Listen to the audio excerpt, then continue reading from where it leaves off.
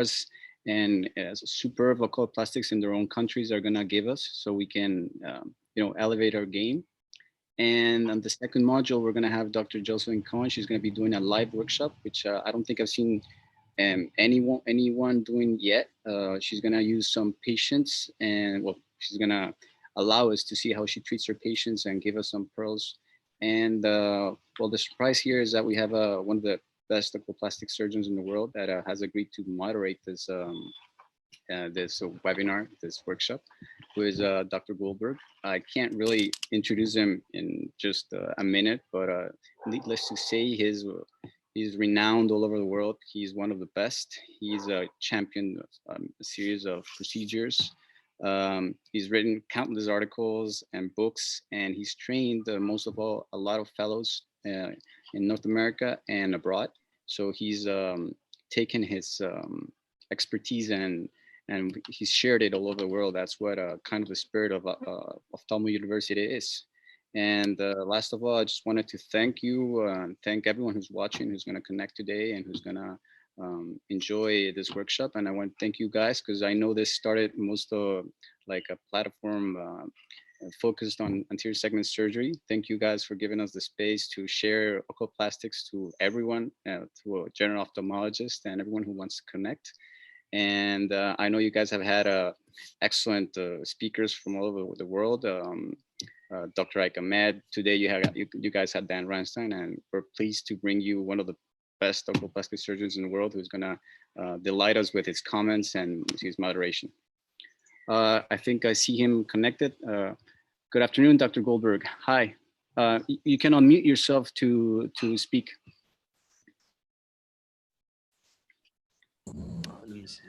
Buenas tardes, Andrés. Mucho gusto. Mucho gusto, profe. Let me stop sharing my screen so we can see all each other. Perfect. Mucho gusto. Thank you so much for being here with us. It's such an honor for us and for all the Ophthalmo University community. I really want to thank this dream team that we have. It's amazing to have this point of view of the oculoplastic specialty. So we're very, very happy. Okay, we have Stefania also here. Hi, Stefania, how are you? How is everything in LA? Hi, how are you? Yeah, things are good. Weather is getting better as summer is coming. Excellent. Sharon from Mexico, Juliana from Brazil, Tanya from Colombia, Natalia also from Brazil, Jocelyn from Chile. She's setting everything. Hey, Jocelyn. We have everything ready down there. This is such an amazing meeting. We're so excited about it. Yeah, the whole logistics of making a live workshop are amazing, and she's been top-notch, Jocelyn, in making this happen. Maybe you can show us around in your clinic. How's everything looking? Yeah, that would be great. Oh, I'm happy to share. I have a whole team of HD equipment here because I want everybody to be able to see what's going to be happening here. So we have HD cameras, all kind of light. This is my VIP patients where they're going to be sitting down right here, okay? And I'm planning to show you all the before and afters in our Vectra system. And here I have all the fillers that were kindly given to us. Some other nice things. The most important tool in the oculoplastic clinic, and a little hashtag for Rag and Company here. So that and a little bit of art, that's my office. So everybody welcome here. Thank you for joining. I really want to go now. You know, it's amazing, beautiful office you have. Thank you. This is the procedure room, one of the procedure rooms.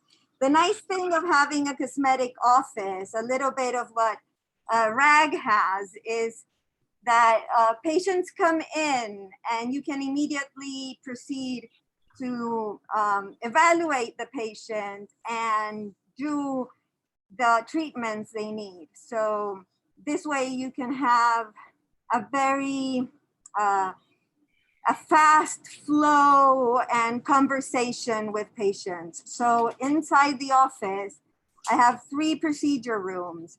And the whole idea of having a boutique office like this is that you can have a pretty close relationship with patients. And that's the whole thing about cosmetics, you know, getting to know what the patient really needs.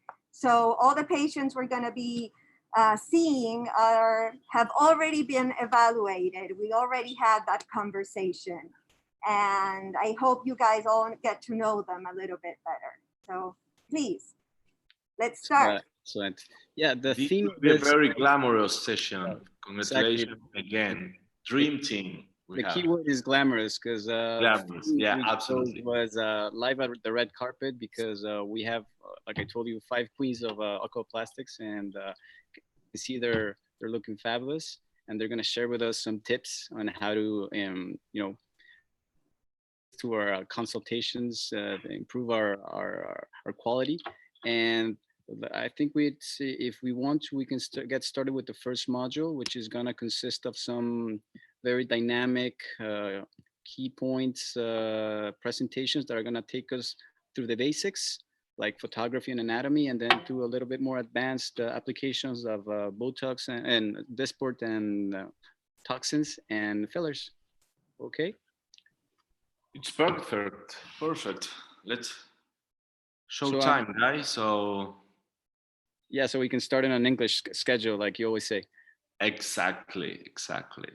So I'm going to be having well, I already introduced Dr. Goldberg, who's going to be our moderator, and I'm just going to introduce the first speaker, who's Dr. Juliana Barbie.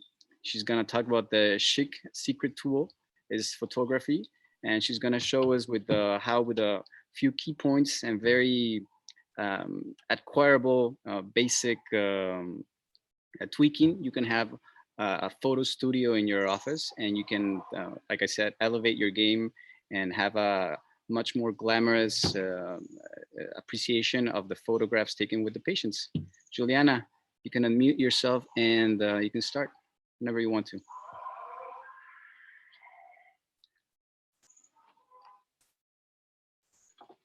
You're on mute, Jules.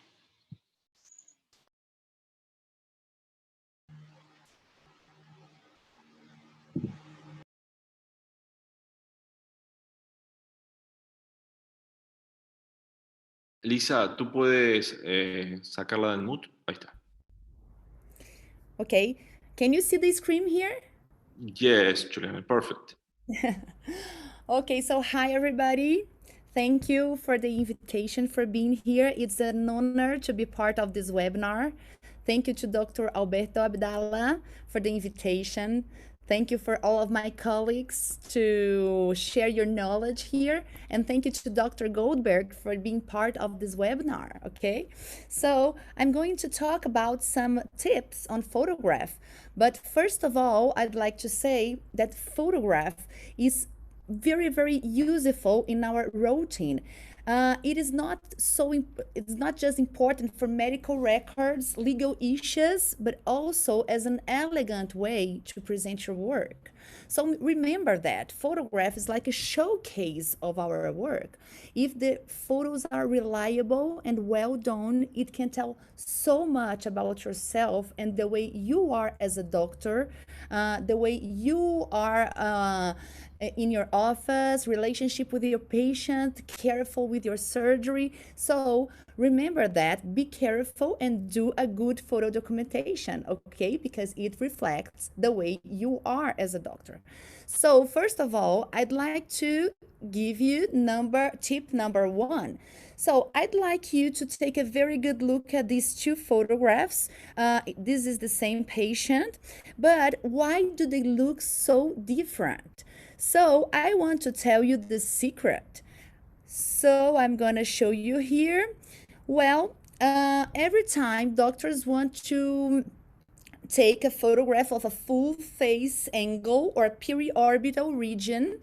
Usually, doctors come closer to the patient's face with the camera, and that is not right, okay? Why? Because if you do it, you have this kind of distortion here that we call it barrel effect, which means an enlargement of the mad face, and then you can have a big nose and also an impression of an exotropia. So remember that when taking full face angles, you have to make a step backwards and use your telephoto lens. Or if you have an iPhone, if you don't have a semi-professional or a professional camera, you can use your smartphone with the zoom. Or if you have the iPhone, it gives you the option of a portrait mode that will magnify the face without distortions. And some iPhones have also this option here that is stage light, which not only magnifies the face, but also gives you a black background that may look good for our type of photograph, okay? So now I'm going to talk about tip number 2. So I'm going to show you these 2 photographs here, and I want you to take a very good look at them, mainly on the lower eyelid. And if I told you that this is a pre-operative and this is a post-operative of a lower blepharoplasty, would you believe me? Well, I would, because this is like a post-operative. But the thing is, I've done the surgery with my flash, the way I've used my flash. So I'm going to show you. The correct way to use the flash is directing the light to the ceiling. So the light goes to the ceiling, strikes to the ceiling, and goes and lights the patient's face in a smooth way, in a soft way, so you cannot erase the wrinkles, the shadows, the fat pads, as you see on this photograph here. I can show exactly the reality of this patient, the face like she really has. So I usually do this with the flash. I tilt the flash. You have to think like a snooker ball. The way you tilt, you have to think that the light is like a snooker ball to enlight the patient from the top to the bottom. And I usually use a piece of paper, or it can be also a styrofoam or anything white that you have on your office that will work like a heater. I have a heater also, but if you want, you can do it with the paper, a white paper. Okay, so you put it on your flash, and I use the heater because I have another tip here. When the light goes from the top to the bottom on the patient's face, you may have a shadow on the eyes that is not good because it's the part of the face we need to see most. So doing this, putting the heater up here, you will have 2 directions of light. One that goes from the from top to the bottom, in another ray of light that will strike the heater and goes forward to the patient's face, so it cannot make a hard light. You won't have a hard light that will erase the wrinkles, the shadows, the grooves, okay? So as you can see here in this photograph, I've used my flash frontally with the light straight forward to the patient's face. And as you can see, the photograph is flatter without the idea of 3D. And this is not good for us. We have to see that she has fat pads, that she has dermatocalluses, that she has wrinkles, and we cannot show the reality as it is not, okay? So remember that if you use the flash in a tilt way, okay? But if you don't have professional cameras like this one, if you want to take photographs with your iPhone, I'd recommend also to do not use the flash of the iPhone. So how can you do it? You can use a natural light from the window, but you have to be very careful because if you place the patient in front of a window, the ambient light will work like a frontal flash. So you have the same effect of a frontal flash. And then it will erase all the marks, all the fat pads, all the things I want to show. So otherwise, if you place the patient against the window, you will have a face dark. So it is not great as well. So the correct way to do it is to place the patient laterally to a window, so the light will illuminate half of a face and we can see the wrinkles, the fat pads, very good as I see here. Do you see here the photograph? Can you see it here? Beto, do you see it here? Yes, we can see Okay. it. Okay, so the problem of doing this is because half of the face is dark. So my suggestion is to put a soft box or ring light to illuminate half of the face laterally too, okay? So you have a symmetry light. Okay, for tip number 3, I'd like to show you these kind of photographs that is so hard to do in our office because small lesions of conjunctiva and of periorbital region and eyelids are so hard to take without the slit lamp. So I do it on the slit lamp. But when I tried to do so, what happened was this. I was so frustrated. I was so unhappy because it always occurred a very wide photograph. The photograph burst. So I'm so bad at this. And then I found out the way to do it in a very simple way. The tip is you have to put a small piece of micropore in front of the mirror of your slit lamp.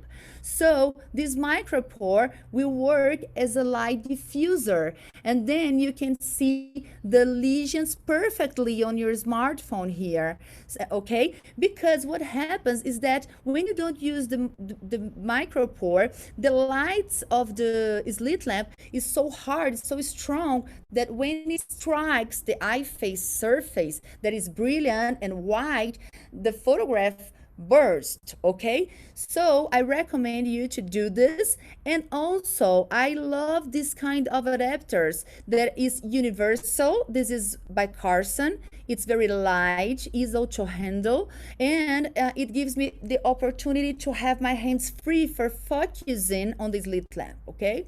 So this is an example of the same photograph without micropore and with the micropore, okay? And I was going to finish right now, but Beto and I decided this morning to give a bonus, like a tip number 4, and then I'll give it to you. So this is the way I photograph for eyelids blepharoplasty. I'm going to tell a little bit about our routine in our office. So I want to show here how the light is so standardized, okay? Pre-operative and the post-operative of a 4-lead blepharoplasty. Also, when you are going to do some injection, some Botox injection, you can have the same light. You must have the same light for pre and post injections. And it's good to ask the patients to do the mimics, the facial mimics, to show the muscles you're treating, okay? And in case of ptosis, in this case, it's good to use the flash frontally. Why? Because then you can show in a very, very good way to see the eyelid position. That is what we want to show for the patient, okay? So in this case, I use my flash frontally. If you use your iPhone, you can turn on your flash also, because here what we want to show is the reflex of the light on the pupil of the patient, okay? So this is the pre-operative of this patient. I usually do the versions, the positions with the primary gaze and the patient look upwards and the down gaze. Here's the phenylephrine test after I did it, okay? So I put a small mark on the eye that I've dropped the phenylephrine. And this is the post-operative, with the same position, primary gaze, up gaze, down gaze, okay? And to finish, I'd like to give you this other tip when you are photographing orbital diseases or hyperthyroidism.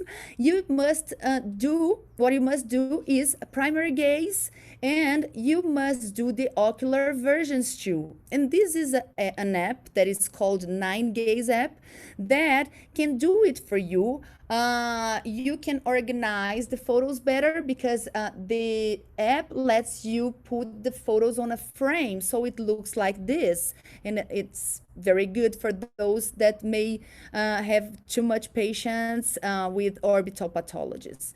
So that's it. I'd like to thank you for your attention. Thank you very much. This is a course I'm going to do in Rio de Janeiro on August 8th. You are all invited. And this is my Insta and this is my email in case you want to share anything, ask anything, okay? I'll be able to do it, okay? Be my guest. Thank you very much. Muchas gracias. Obrigada. Thank you, Juliana.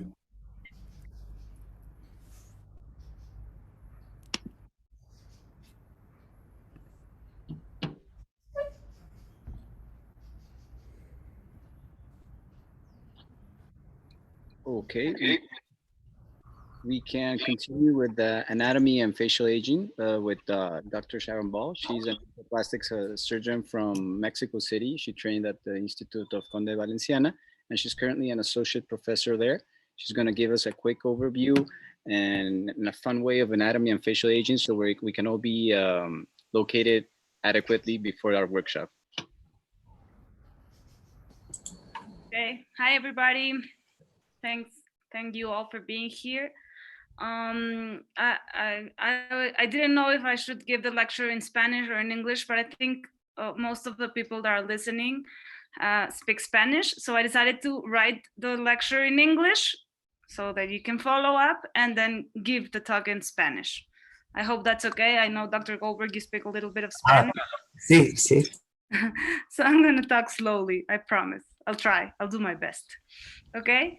Entonces, la verdad es que el tema que me toca hablar es un poquito como una introducción a nuestro taller.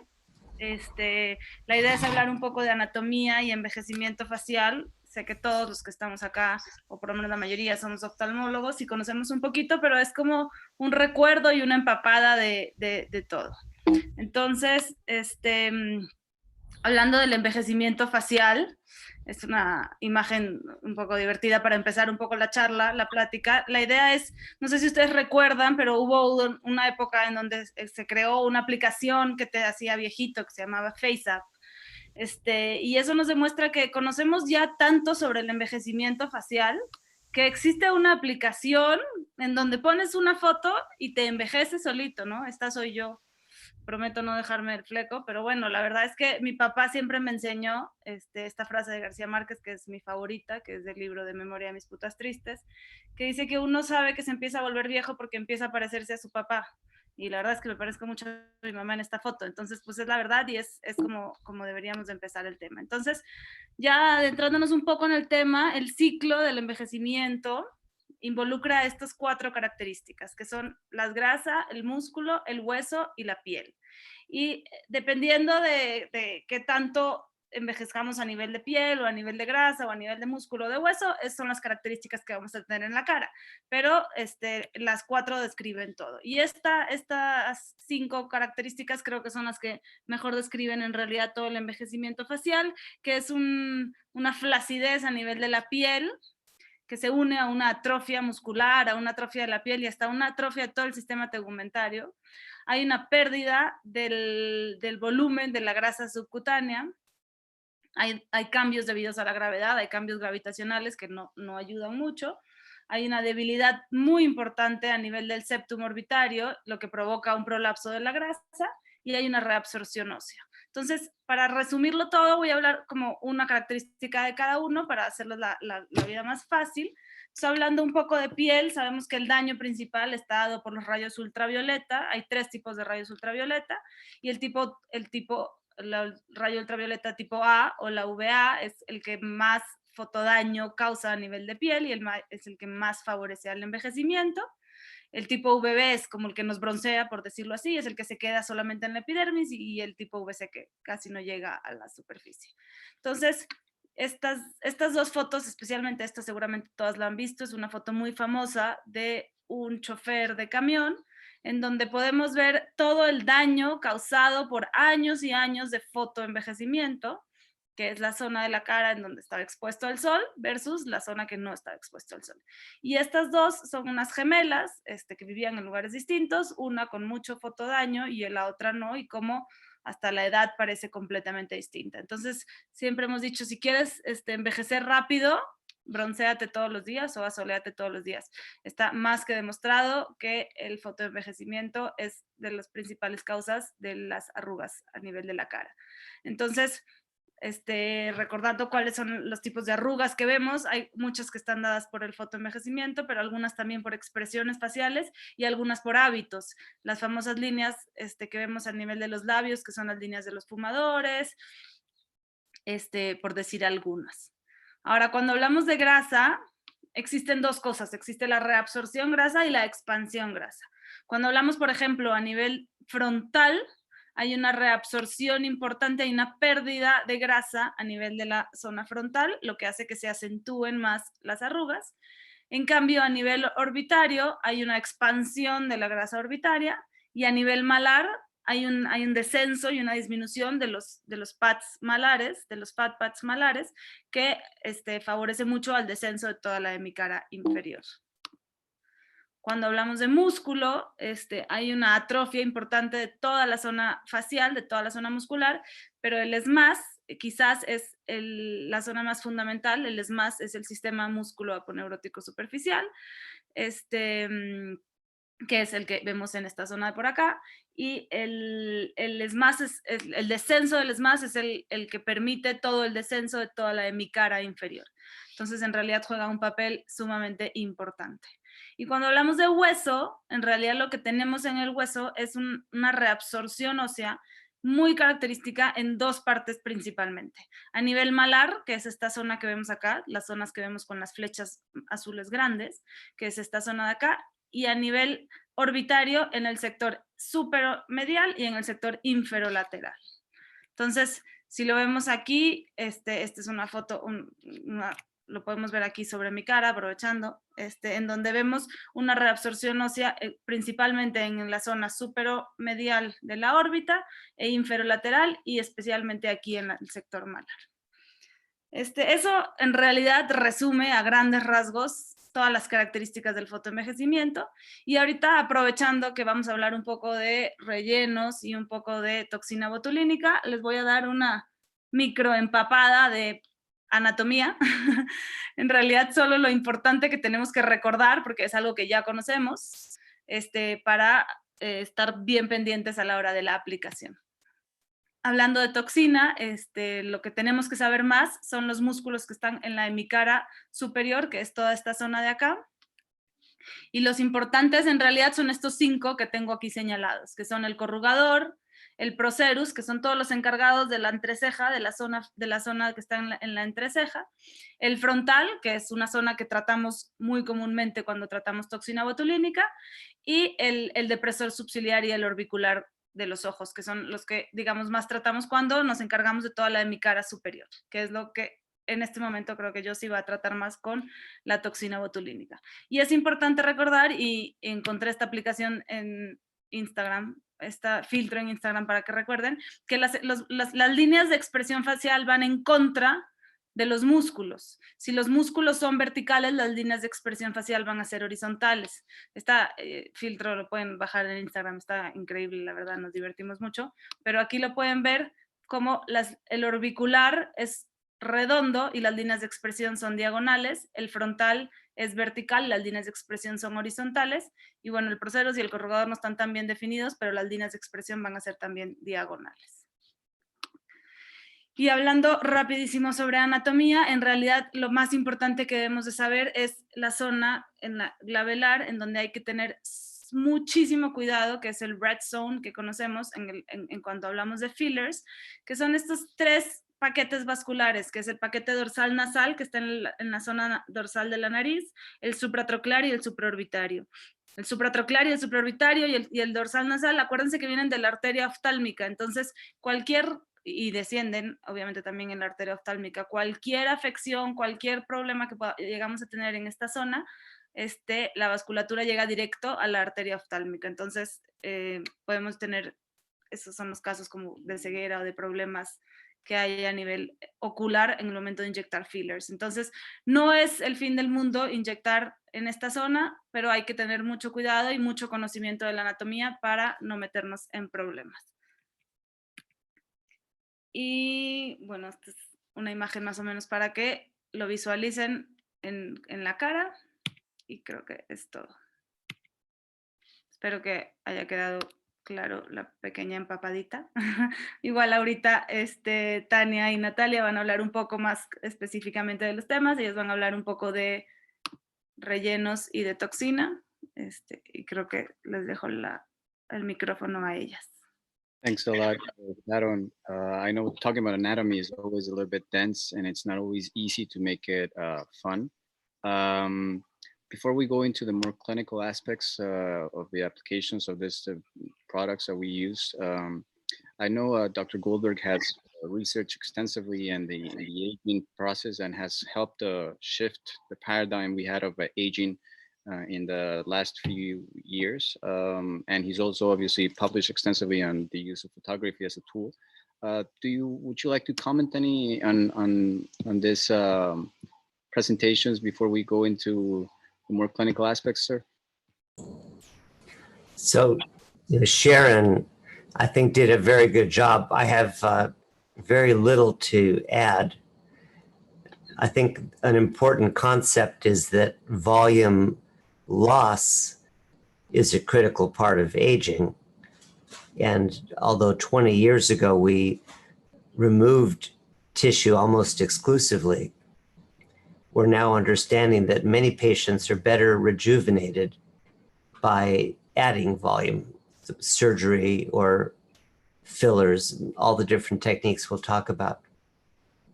The last point I want to make is that the muscles don't increase in strength as we age.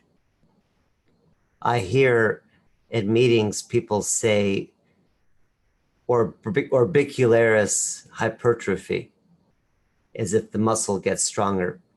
The muscles actually get weaker. But the reason that we see more dynamic wrinkles is that the skin loses elasticity. So it's really a skin change. And although we can get some improvement by relaxing some of the muscles, one of the most important parts of rehabilitation is to try to improve the skin quality. I think we'll have some talks about that. Thank you. We can continue with, I think you were sharing your screen, Natalia. Who's gonna talk to us about using Botox for periocular rejuvenation. Dr. Natalia Casis Fernandez, she's an oculoplastic surgeon from University of Sao Paulo. She is responsible for the oculoplastics sector in CRECEP, Jose Augusto Cardillo Aracara. I hope I pronounced that correctly. And she also has a private clinic in Catanduva. Thank you for being with us, Natalia. Good afternoon. It's a pleasure to be invited and to be here. I want to thank Dr. Joseline for the invitation and all the involved in this webinar. I also want to thank my masters, André Borba, Susana Matayoshi, and Ivana Cardoso. Then I will say about finesse and toxins, cases and perils. Then about Botox and Dysport. The main difference between Botox and Dysport is about the halo. The Botox halo is smaller than Dysport. And 1 unit of Botox is like 3 units of Dysport. Then about functional face anatomy. We have one brow elevator, frontalis muscle, and brow depressors, procerus muscle, corrugator muscles, orbicularis oculi muscle. For treat patients, we should know about the primary function of each muscle, and also about the interplay and innervation and of antagonist muscles. Then it's not a cookie cutter. With this Goldberg's phrase, I would like to say that we treat each patient individualized with specific doses and points of application according to the needs of each patient. If it is essential individual treatment. Then about frontalis muscles, in women, we should inject less units in lateral portion to arch eyebrows and avoid brow ptosis. That mainly in patients with dermatochalasis, brow ptosis can be harmful. In men, you should inject in the lateral portion, avoid spot look.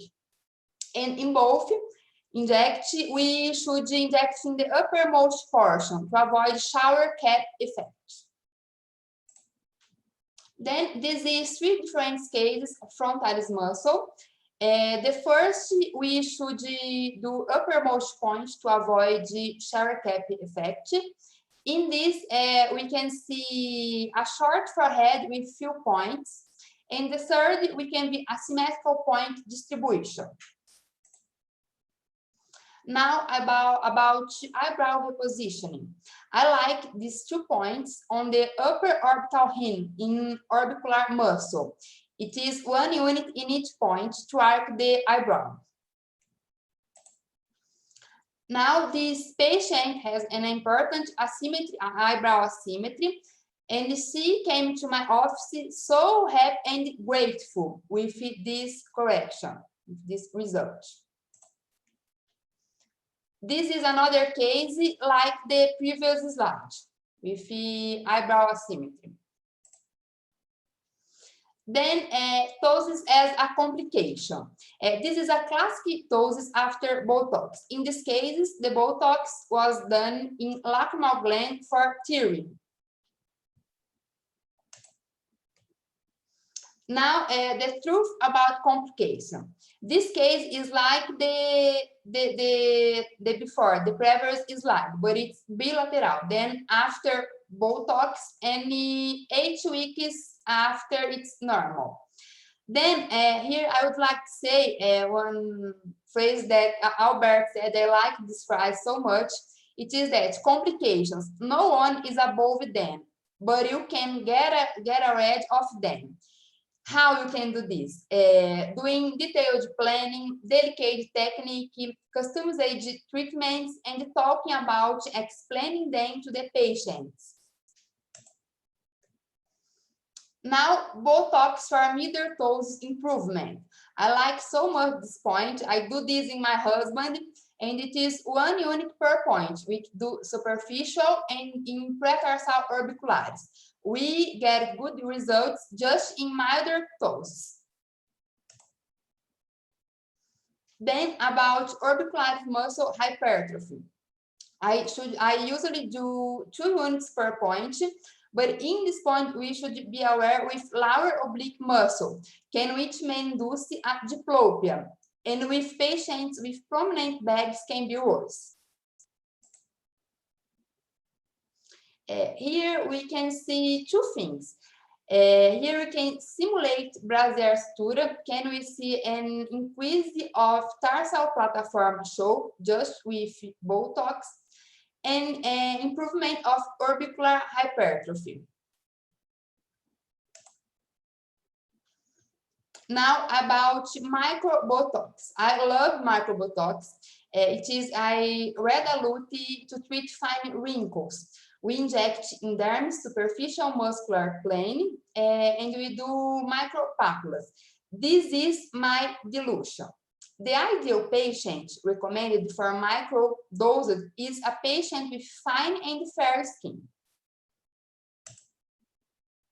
Now, this patient arrived in my office and she wants to do blepharoplasty. And I say, no, we don't do blepharoplasty. We will do micro Botox before. And she loved the results, a good result here. We do double dilute and several points in our eyelid. Then about be aware of the cheek. When you apply too much toxin on the lateral rim, you can produce a bonding effect of the cheek. Then we can, in these cases, one option, it is micro Botox. You can hear it's deeper, and it's a bulging. It is like a monkey face. So we should be aware with this. And now about fine adjustments, it is this patient's pre-injection, and in the 5th day she had an asymmetry, and we correct with just 1 point here. Now finally, 5 tips to your clinic. Have a good doctor-patient relationship, it is essential. Market investment is necessary. A good staff is fundamental. Stay out of the comfort zone, move yourself, and use creativity. And to wait for perfect time is never better than to try and advance. But always remember, be incredibly and undoubtedly good. No market effort or social media can substitute this. Thanks. This is a lunch in Bolivia with Goldberg, his wife, and Andre, my master. Thank you. Thank you, Natalia. As much as I'd like to take credit for that quote, that I was actually, that quote is from Dr. Jean Carruthers. I trained with her in Canada, and she used to say it a lot when we were to the fellows. She said, no one is above having a complication. What you have to do is lower the probabilities of you having them, and also explain and have a clear dialogue with the patient, because in case they happen, the patient will be much more open to treatment, or at least to continue a nice and a good professional patient relationship. Dr. Goldberg, I'd like to ask you a small question. More than ask you, what is your preference between the different brands of top botulinum toxin that we have available? Is, do you, or would you consider any clinical aspect or any clinical reason why you would choose to use either Botox or Dysport in a patient? Or is it not really relevant? Is it what you consider you feel most comfortable with? Thanks, Alberto. I think that they are so similar that the differences are not clinically important. Sometimes I think that Dysport spreads a little bit more, but that's a pretty soft effect. Besides that, I have found no clinically significant difference between the various products. How about you? It's interesting that you say that, because that patient that Natalia presented, that was a patient that I did a application of Dysport in the lacrimal gland for epiphora. We use it a lot in Vancouver and in Mexico City, and it was one of my first patients that I had in my private clinic. And one, I made a mistake of using Dysport when I was used to using Botox for that type of application. And two, the tissue where I was injecting is much smaller, and I think your perspective that it kind of diffuses a little bit more, I think that would be kind of the case in my opinion.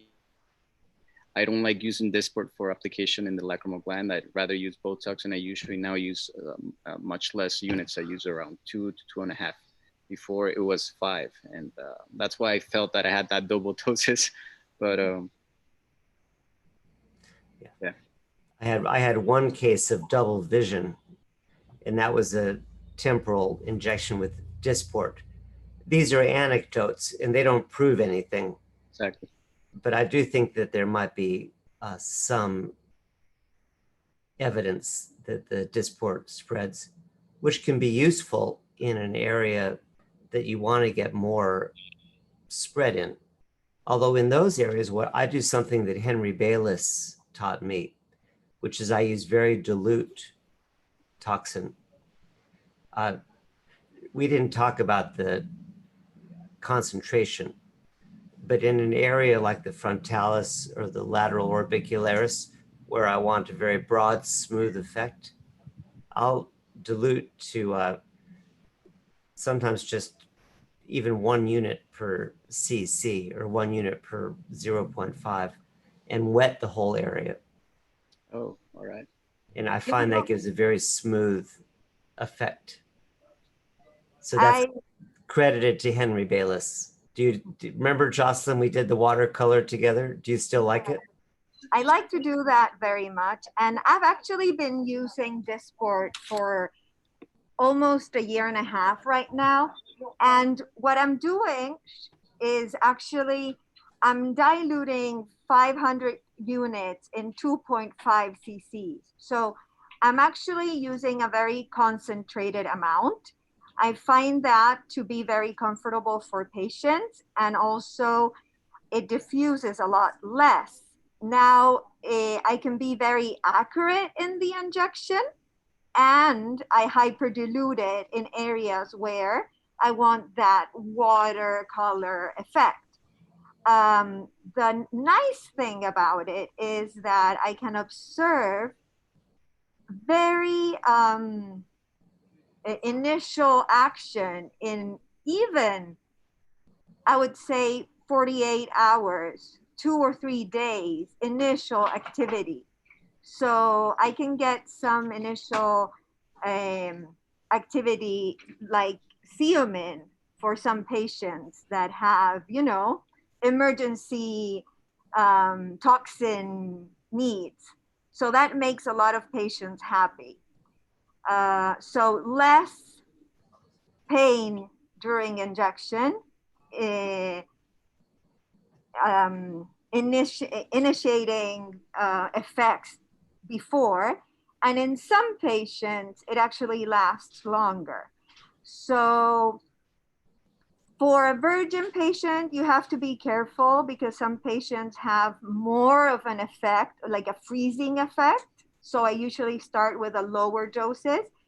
And because I use this more concentrated doses, I don't use the 1 to 3 equivalents to Botox. I actually use a more 2.2, maybe 2.5 equivalents. But I think that's because I personally go and aim to more of a natural effect.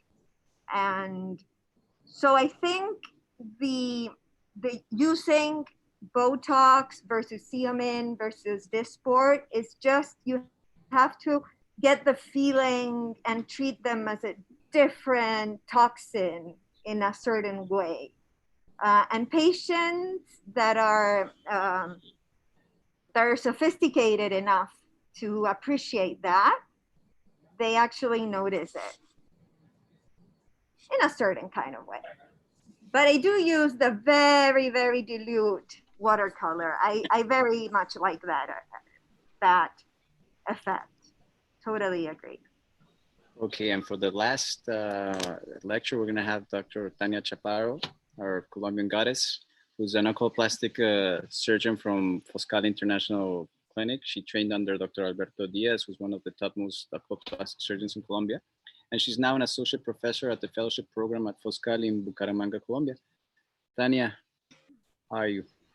Bravo, Tania.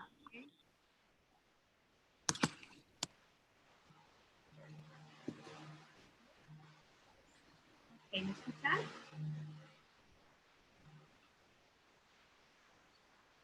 ¿Me escuchan bien? Okay. Okay, hi friends. Hi, Dr. Dolber, Dr. Estefania. Thank you for accepting our invitation. I have been an admirer of yours since my fellowship with Dr. Alberto Diaz in Colombia. I've been following your research and publication for many years. I'm honored to be in the discussion with you today. I'm sorry that my English is not great, and I will give my lecture in Spanish there. But I am looking forward to hearing your talk, and I'm sure someone will help us with the translation. Ok.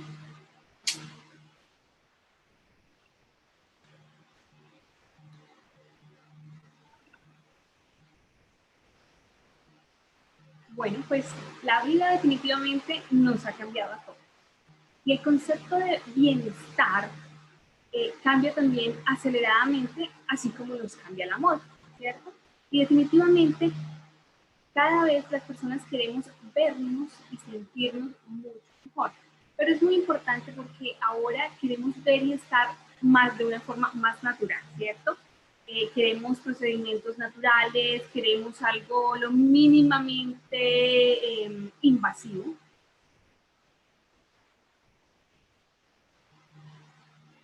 Y esto se debe a que definitivamente ha revolucionado. Hemos cambiado la percepción del envejecimiento facial.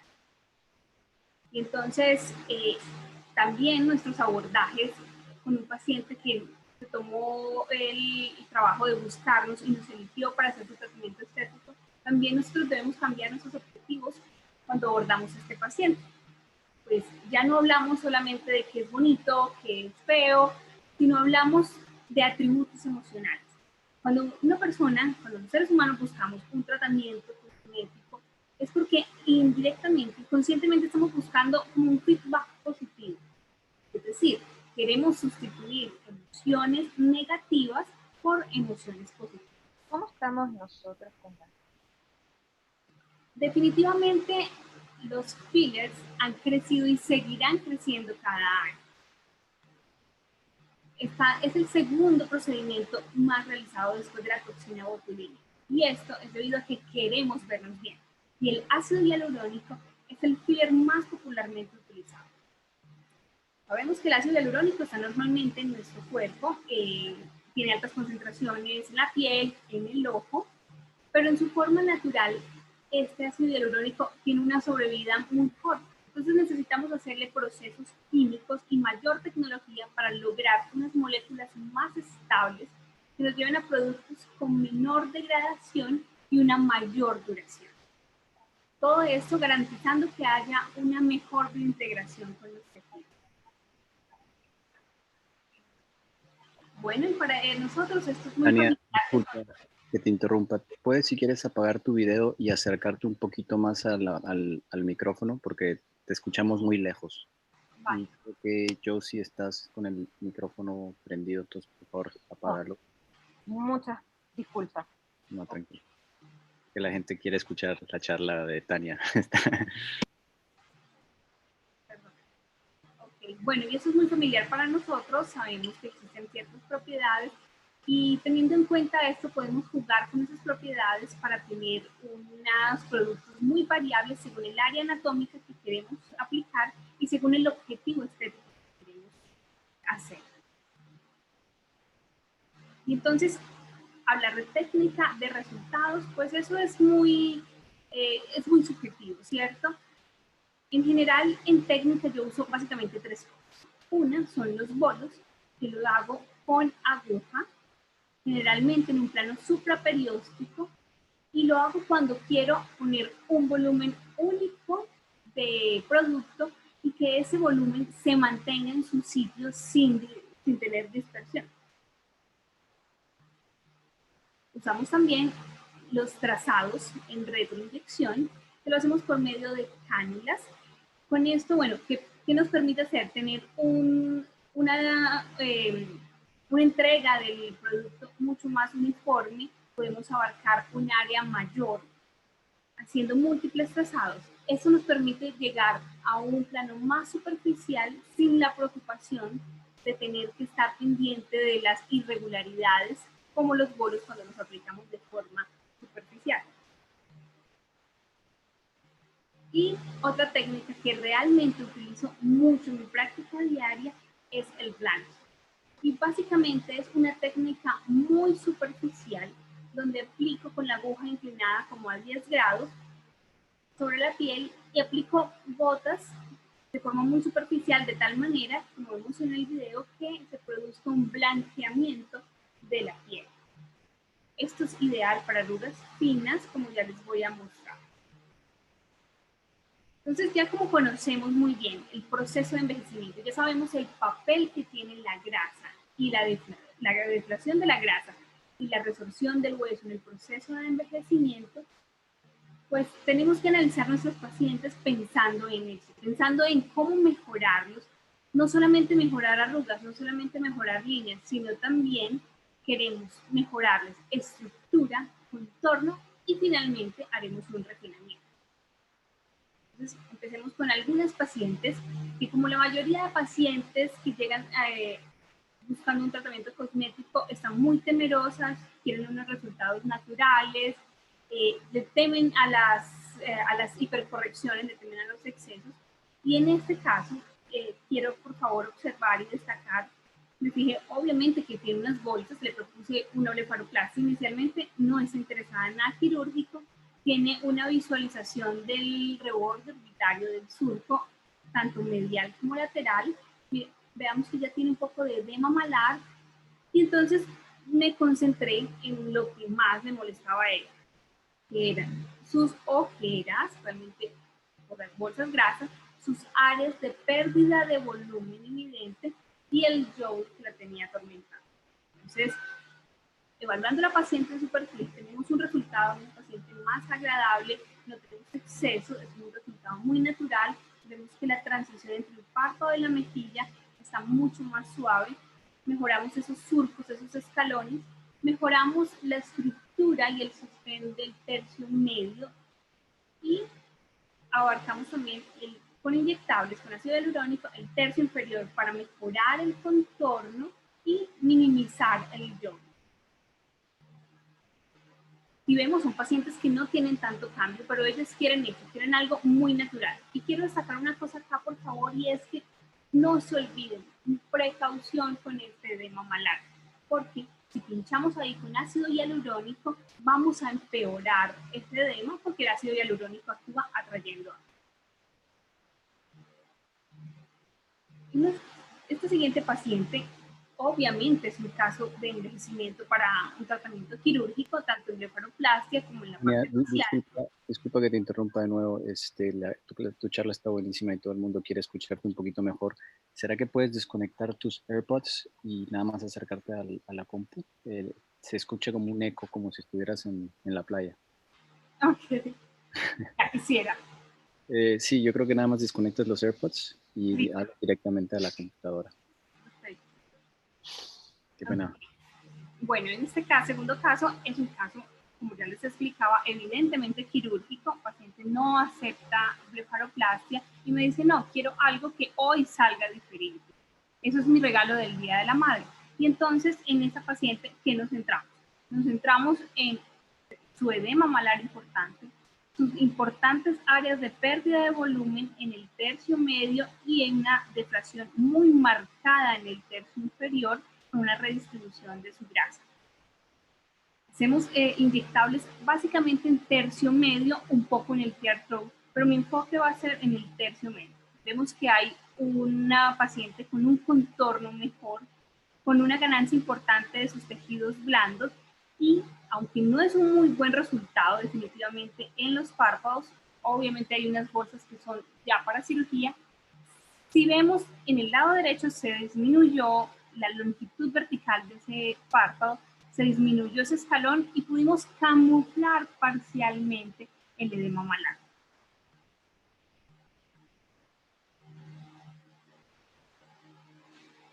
Y en hombres, los hombres sí que quieren más resultados naturales, pero es un mercado que los pacientes masculinos están cada vez preocupándose más por mejorar. Y este paciente, como vemos, tiene una marcada pérdida de estructura en su tercio medio, contrastado con un edema malar. Este paciente también nos enfocamos solamente en sus áreas importantes de déficit de volumen y tenemos un resultado muy natural, ¿cierto? Mejoró la estructura del tercio medio, pero lo que más me interesa aquí que veamos es cómo mejora la posición del párpado inferior después de reestructurar el tercio medio facial. Cuando tenemos una paciente que joven, 20 y algo años, que no tiene un déficit estructural en su tercio medio, que solamente tiene un tear troughs muy marcado, claro, nos limitamos a esta zona explicando previamente que tenemos una ojera, no solamente por un surco hundido, tenemos una ojera con una pigmentación profunda en la dermis y con una visualización marcada de la vasculatura. En este caso, propongo manejar con ácido hialurónico explicando que parcialmente nos va a mejorar la coloración por un efecto, porque cambia ese efecto Tyndall. Al homogenizar la superficie, la reflexión de la luz va a ser diferente y nos va a mejorar la coloración aparentemente.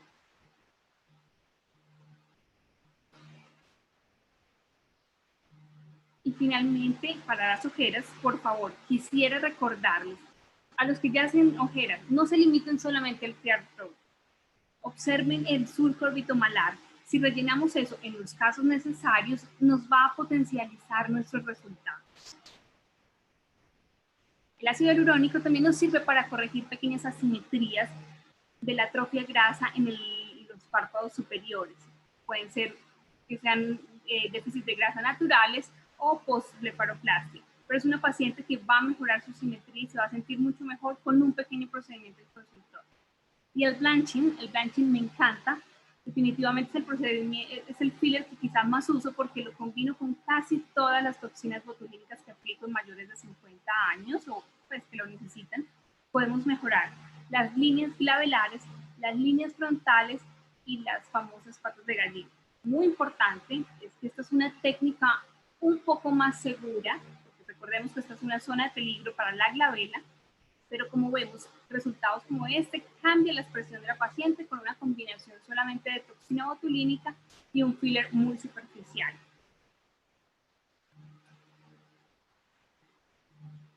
Y otra aplicación que le encontré el año pasado, las famosas líneas del sueño, aquellas que se inducen por la posición al dormir. Pues con esta sencilla técnica de blanching, el paciente se limita sus líneas del sueño. Ahora, quiero dar unas recomendaciones de lo que más nos debería preocuparnos. Seguridad versus precisión. Aguja versus cánula. Esto es muy controvertido definitivamente, ya está súper estudiado. En cuanto a precisión, no hay muchas diferencias realmente. Podemos conseguir volúmenes y planos deseados con ambos instrumentos.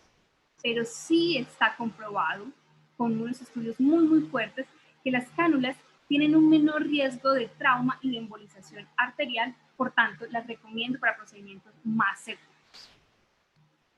La pregunta de aspirar o no aspirar, bueno, yo digo que sí, siempre aspirar, por favor. Recomiendo hacer una aspiración, sea con cánula o con aguja, tomarse el tiempo, esperar si hay retorno hemático y luego inyectar muy lentamente y a muy baja presión. Si hay una presión aumentada, lo mejor va a ser parar, retirarnos y volver a ingresar. Y antes de mostrar todas estas jeringas vacías, felices, por favor, siempre tener, no una, muchas ampollas de hialuronidasa en caso de alguna complicación. Obviamente ya Sharon nos explicó perfectamente las zonas de peligro. Siempre tratemos de evitar pinchar la glabela y también el área temporal por el riesgo de anastomosis con la arteria oftálmica y llevar a una estrella. En el tear troughs, importante evitar los vasos angulares y mi recomendación para esto es, 1, apliquen menos producto del que ustedes creen, hagan unas hipocorrecciones y mucho mejor, siempre háganlo a nivel supraperióstico, sea con trazos, sea con bolos, pero háganlo a nivel supraperióstico, no a través del orbicular para evitar complicaciones. Dentro de las complicaciones más frecuentes a los que hacemos ojeras, el edema. El edema es porque se hidrata demasiado, el ácido hialurónico. El hecho de poner un mayor producto, una hipercorrección, nos hace tener más riesgo de edema. ¿Cómo lo manejamos? Aplicando hialuronidasa. El Tyndall, que es esta coloración azul violácea que se asocia al edema, también generalmente ocurre porque el plano de aplicación fue muy superficial. Evitemos esto yéndonos a nivel supraperióstico y por favor, siempre tener hialuronidasa para mejorar todo esto. finalmente, la ceguera, que es la más temida, debemos tener protocolos preparados en tal caso. Y obviamente esto no es una complicación, esto es iatrogenia y jamás queremos tener nada así. Muchísimas gracias, espero que hayan sido muy útiles. Muchísimas gracias, Tania. I have some, before Josie starts her workshop, and she's gonna share screen and she's gonna show us some of the patients she's gonna be treating. I have some interesting questions here. One from Fernando Colombo from Chile. Dr. Goldberg, Dr. Colombo asks, usually how much time after you've reconstituted a toxin and you've had some leftover, how much time do you usually keep it and use it again? Average. We did a study 20 years ago now, looking at that question in a rat model. And the toxin, this is Botox, is all we had in those days. The Botox kept its efficacy for at least 2 weeks. As I recall, even at 3 weeks, it had some 50% efficacy. I certainly think that you can keep it a week for sure. And I think it has pretty good efficacy after 2 weeks. Our procedure is to keep it for a week, typically. What do you do?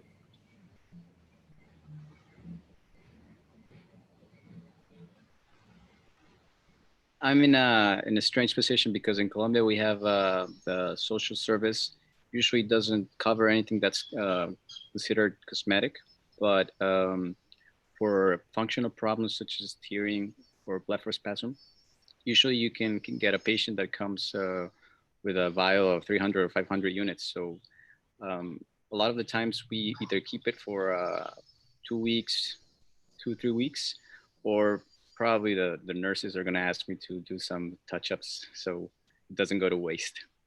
I have another question from Dr. Tobilla for Natalia.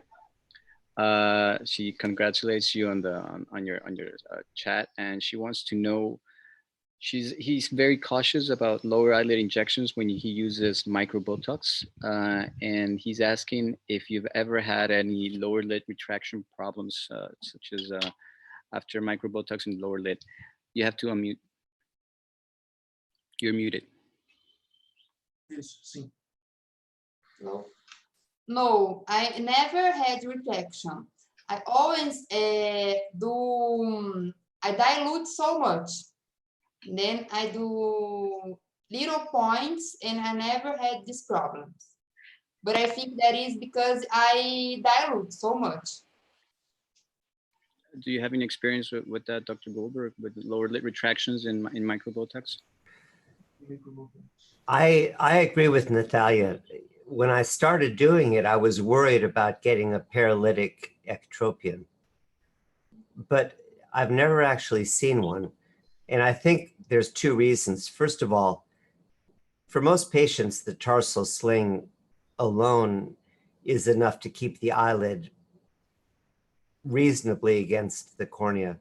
And second of all, we don't paralyze the orbicularis so severely that it gets ectropion, just like Natalia said. The main problem that I've seen, Natalia, is just what you were talking about.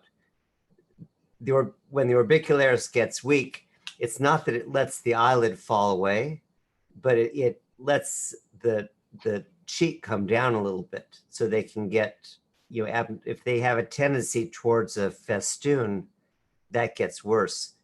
Your picture of the malar fullness was interesting. I wrote a note to think about that, but I haven't noticed the malar fullness, but I've noticed fullness along the orbital rim. So Alberto, to me, that's the biggest worry of the lower lid injections. We were talking about that yesterday, and Natalia called it monkey face, or what was it in Portuguese? What's the word, Natalia? Cara de macaco. Josie, how are you doing? So are you ready for your second module, the workshop? Do you want to show the Happy to share. I'm sorry? Yes, happy to share. Excellent. Can you share your screen so we can see the patients you're going to be working on? Yes, so you're seeing the patient. Oh, yeah. Now we have only one microphone. If you have two open, you have to mute one and Okay, vice now, versa. ahora sí. Estoy con un solo micrófono, pero les voy a compartir pantalla. I'm going to show you our first patient. This is really an honor for me to do this gala live injection in times of pandemia, and with my mentor, Dr. Robert Goldberg, right here watching, and not only him, but with this terrific group of Pan-American people that are doing lots of great job in cosmetics. It's just really an honor and a huge motivation and inspiration. So thank you so much for being here. And I'm so proud that Dr. Goldberg has, again, an international fellow from Latin America. It can't make me happier. So thank you, Dr. Goldberg. Jasmine is a 34-year-old, beautiful woman, and she has had this dark circles from.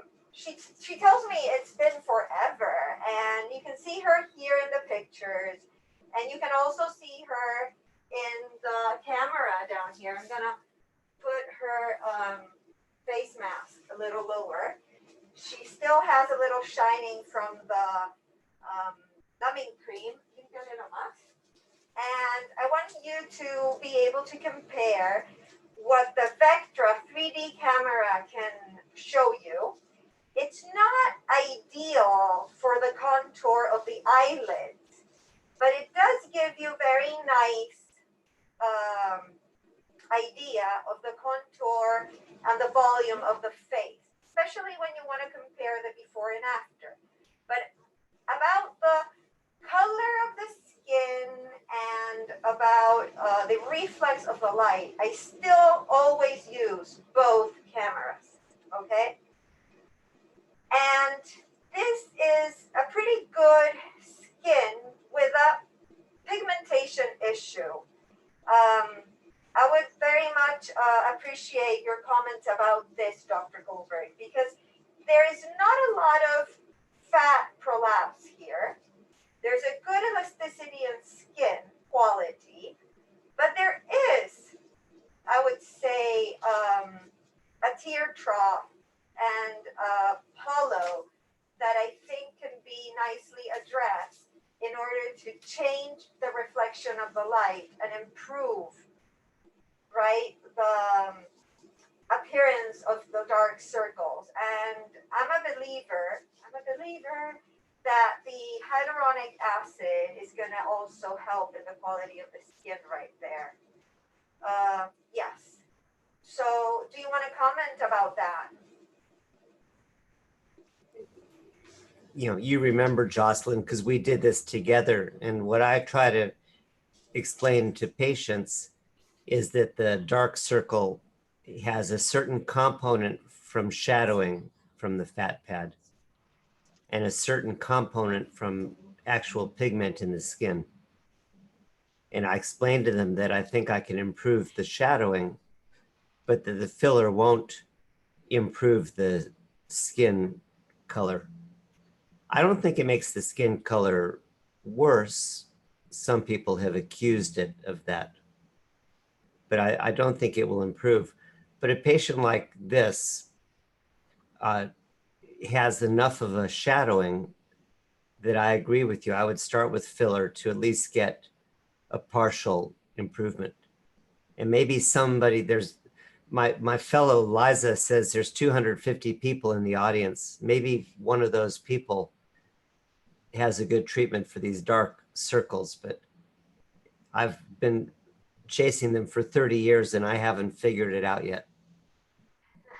Well, there's a doctor who works very near you, Dr. Baji, that seems to have people in, people in such a great regimen of cosmetic treatment and seems to have great job.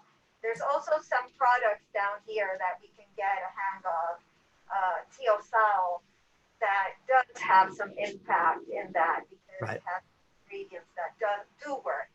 But we're gonna do my favorite filler here, which is also your favorite filler for the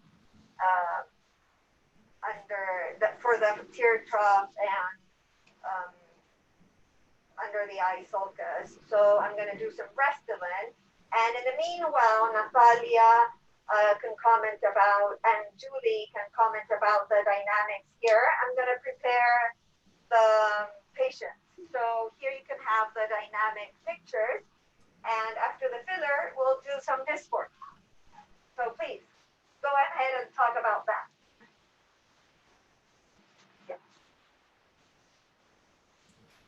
Jocelyn, I have experienced a lot of those different products for trying to improve dark circles under the eyelids, and I've found that they're generally extremely good for the people that are selling them.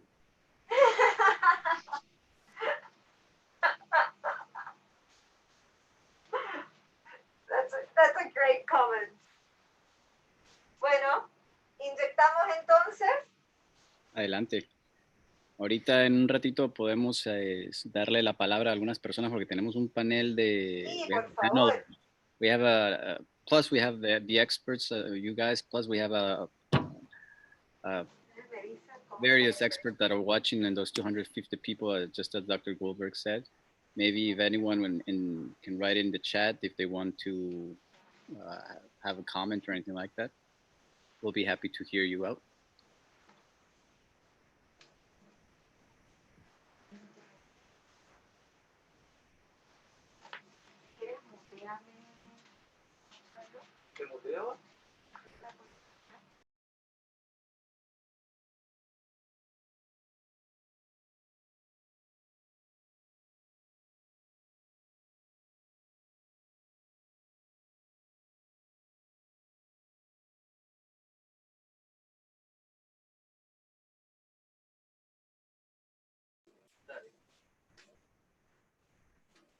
Bueno, déjame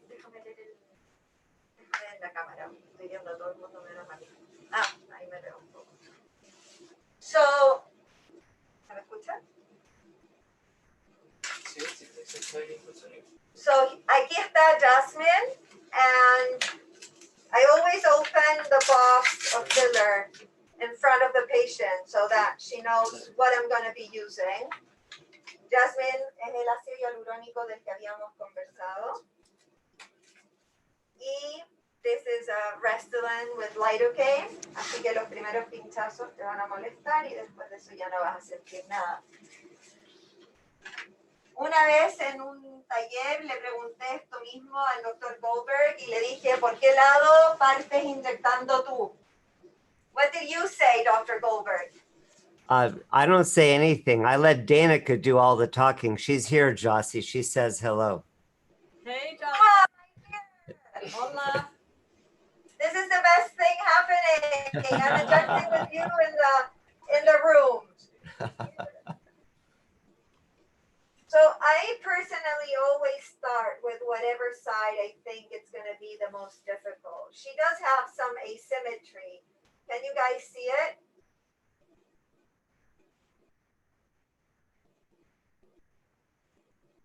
I believe her tear trough, her sulcus in this side is a little bit deeper and longer.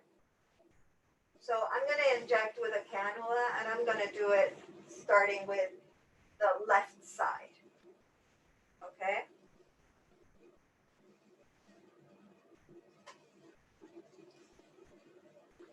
Cánula 5. Come again? Tanina is my Danica. Say hola. She's Tanina. Danica es la enfermera en Estados Unidos.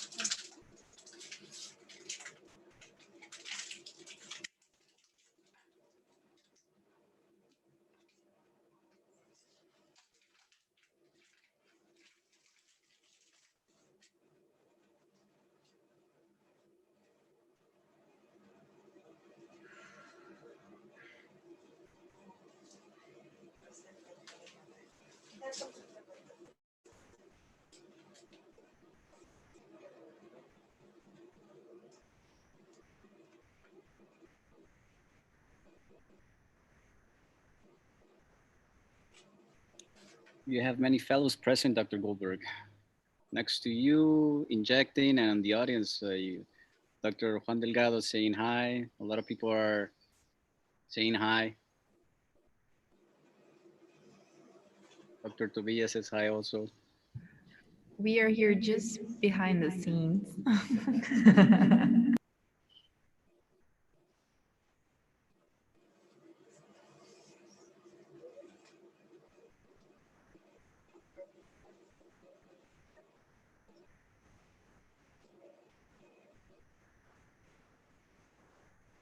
So I'm going with the cannula in the same direction that I went in with the needle, so it goes easy.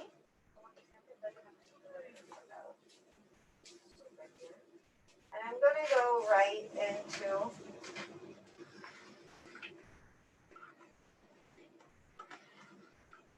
the deep teeth compartment. Anita's giving her a little bit of her hand there.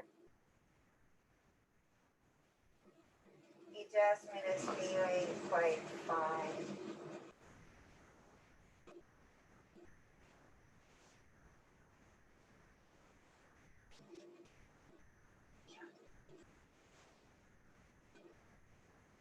I don't believe in massaging, but I do believe in feeling with my finger the volume and where I am.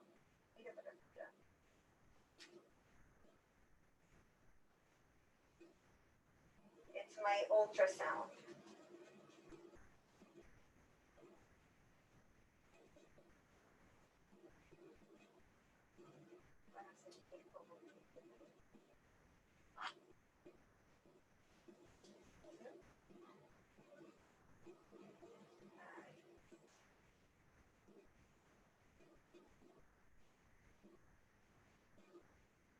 I know that I'm deep.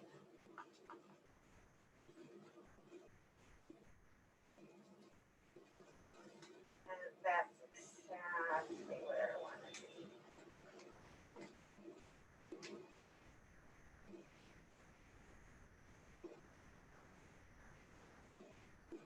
There's some questions from the audience here, Dr. Goldberg, if you don't mind commenting. Linda Wakil from Mexico City, she asks if you prefer doing the tear throat with a needle or a cannula, or if it's all the same to you. And Valentina Vega, she asks to see if you have any experience combining hyaluronic acid with PRP for those dark areas under the eyelids. So in terms of the cannula, I'm going to share my screen for a second. Did I do that properly?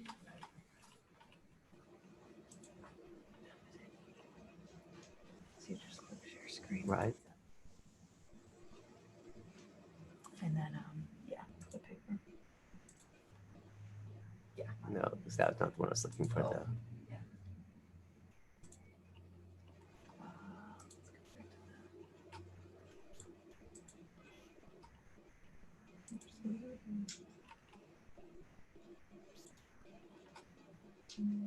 First option.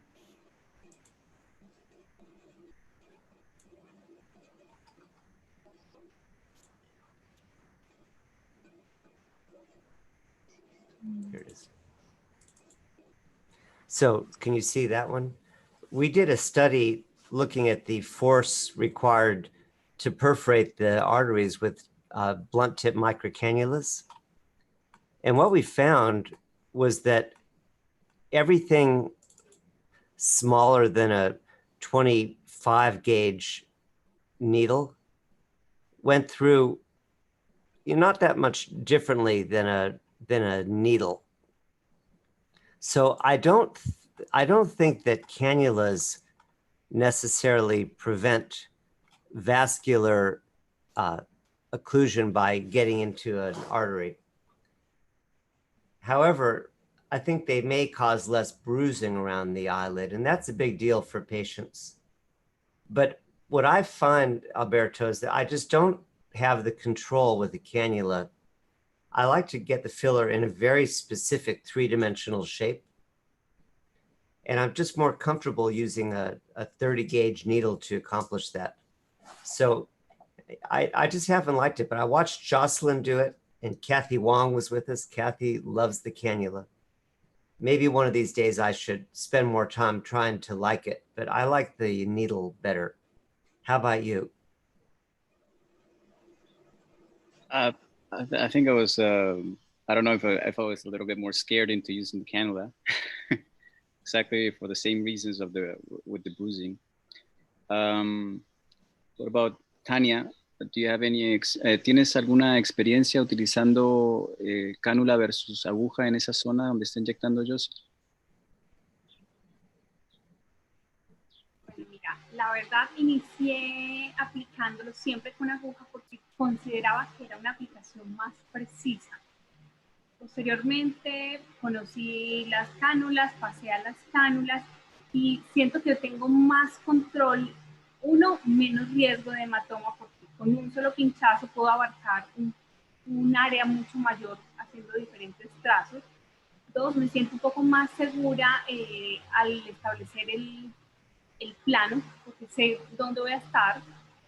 Con la aguja había un poco más de riesgo de hacer hematomas y eso. En general, por precisión, pienso que las dos van muy bien. A veces hago primero cánula y al final, cuando necesito de pronto hacer un retoque, ya lo hago sencillamente con una agujita. Solamente va a ser un pinchazo. Definitivamente hay que hacer la experiencia de la aplicación, tiene que ser lo mejor posible y lo más tranquila. Excellent. Well, you can see the patient, Josie, is smiling, so I think she's quite comfortable. Give me a like, my kid says. Say that. Dame un like si te gusta. Super.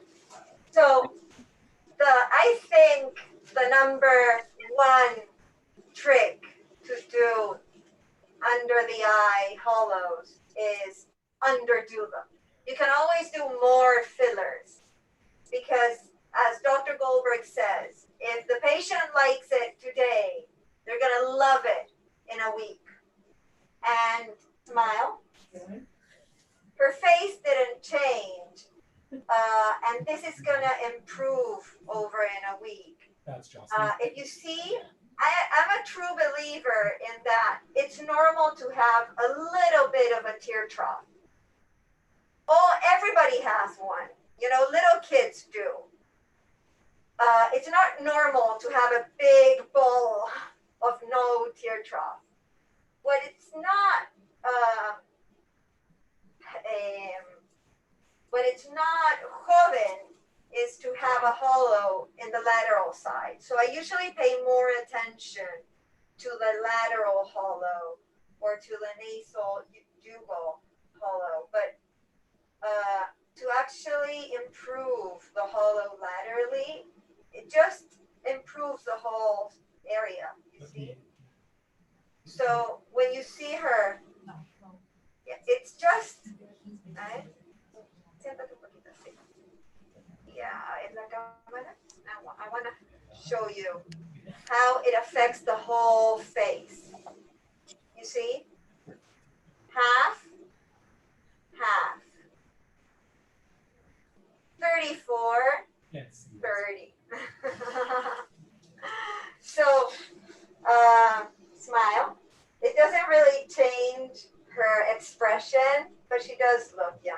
she's happier. And I think, Dr. Goldberg, you're right. Maybe if she had more of a thinner skin and I would have had to be more precise with her, I would have used a needle, or if her contour was more irregular, maybe I would have gone to the sweet point with a needle. But she was pretty good, easier to do. It was easy to just go everywhere with a cannula because it was just a thing to go and, you know, go and do micro droplets in the right area and lift it up completely. So please go ahead and talk and I'll go to the other side. It was very interesting to hear you guys. For those of you who want to appreciate Josie's patient and the application and the technique, you can just go to speaker view, and when she's speaking, you're going to see the patient in high def, and you don't have to see us all over faces. I have some other questions here about for Juliana. About what parameters do you use when you're trying to take professional photos with your smartphone? Okay, when I'm taking the photos with my semi-professional camera, usually I don't care how the ambient light looks like, because we cannot have this concern about it, because when you are with so many patients, you will not have time to see if the lights on the ceiling are on or off, if the window is open, the curtains are open or closed. So it doesn't matter how the ambient light is. I always use some parameters to eliminate ambient light. So the only light I'll have on my photograph is going to be my flashlight. Okay, so what I do, I can show you here because I'm with my camera, and I can show you here that we have, I know that much of you are not do not use semi-professional cameras, but I'd like to show you this. These numbers here are the triangle of illumination we have on the camera. And in a very simple way, I can tell you what does it mean, because we are ophthalmologists. It's too easy for us to understand that. So we have here a number that means the shutter speed.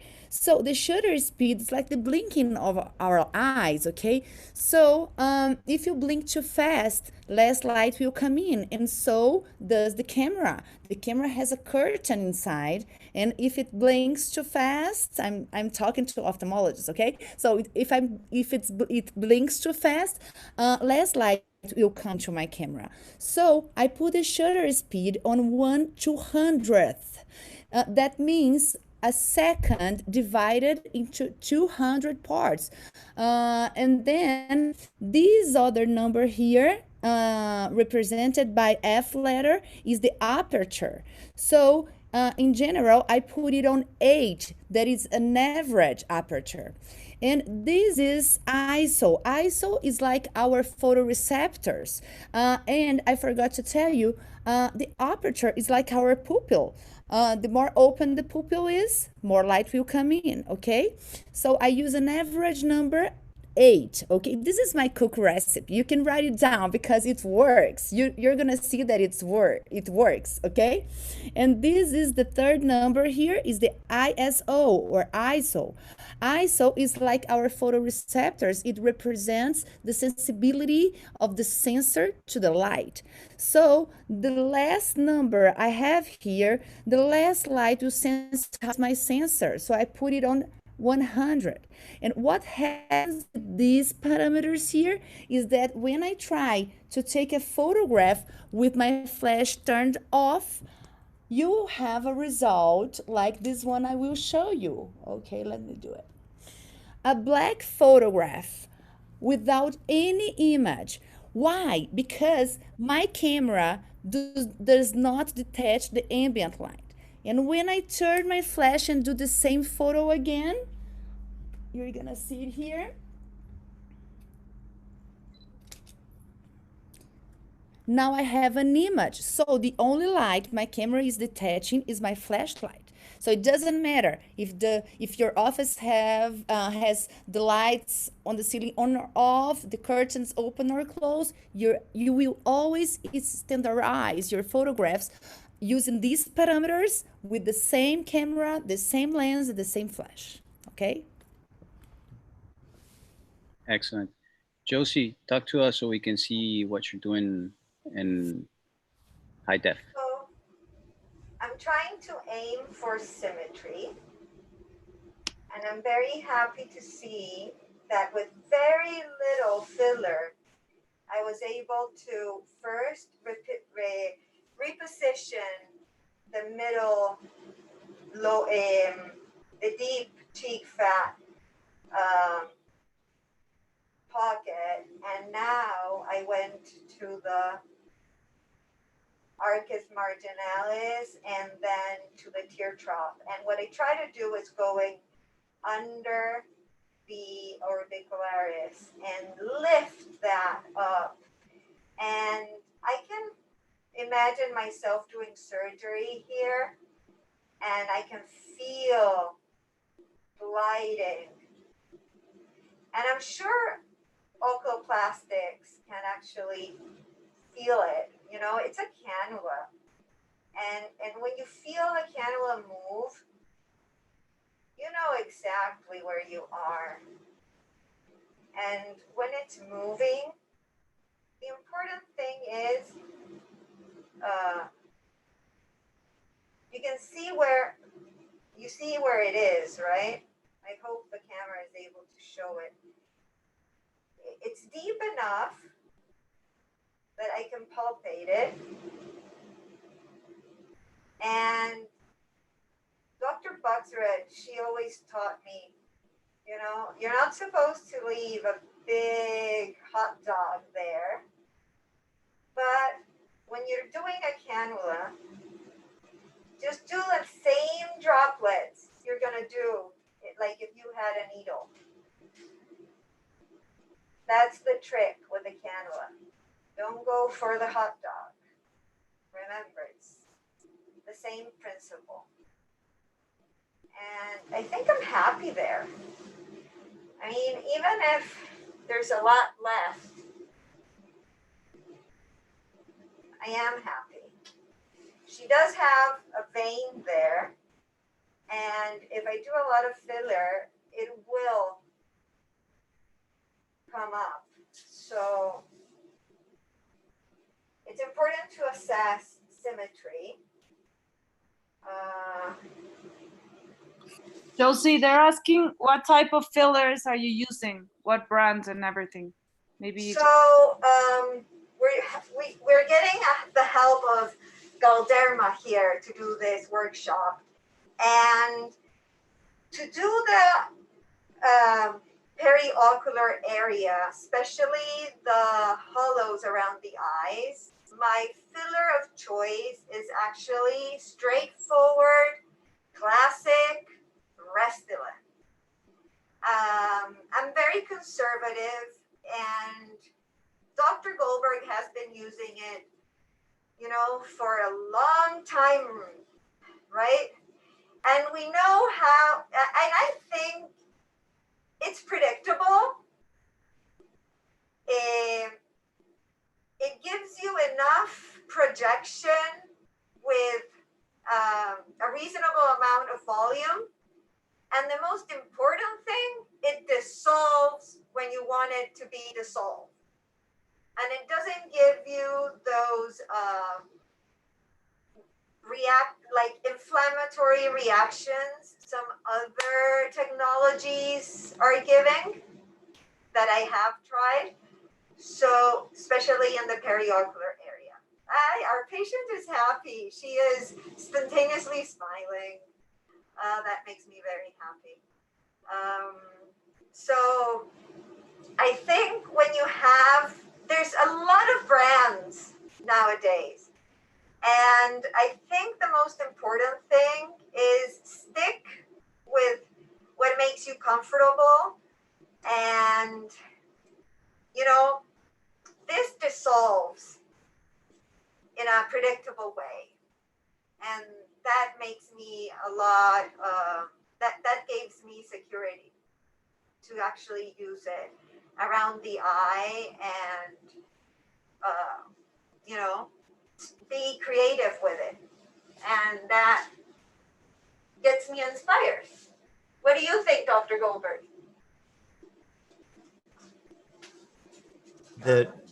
Like the neurotoxins, the fillers, the different brands are a lot more similar than they are different. But like you, Jocelyn, I have the longest experience with Restylane. And by the way, I get no money from any of the companies. I don't think I have a bias, but I keep going back to Restylane just because I'm comfortable with it. And as you said, you know, I think it's pretty predictable working around the eyes. But I don't think it should be overstated that one filler maybe is better than the other. I've seen such good results from all the different hyaluronic acid gels. And I don't think there's bad products on the market.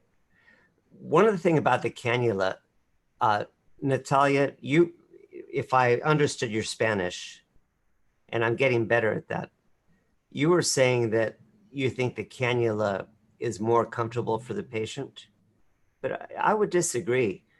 If you numb the skin, I think the needle is mostly painless for the patient.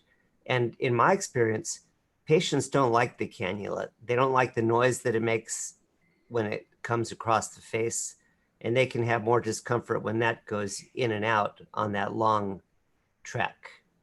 And does anyone else have experience in patient comfort between a fine needle and a cannula to comment on that?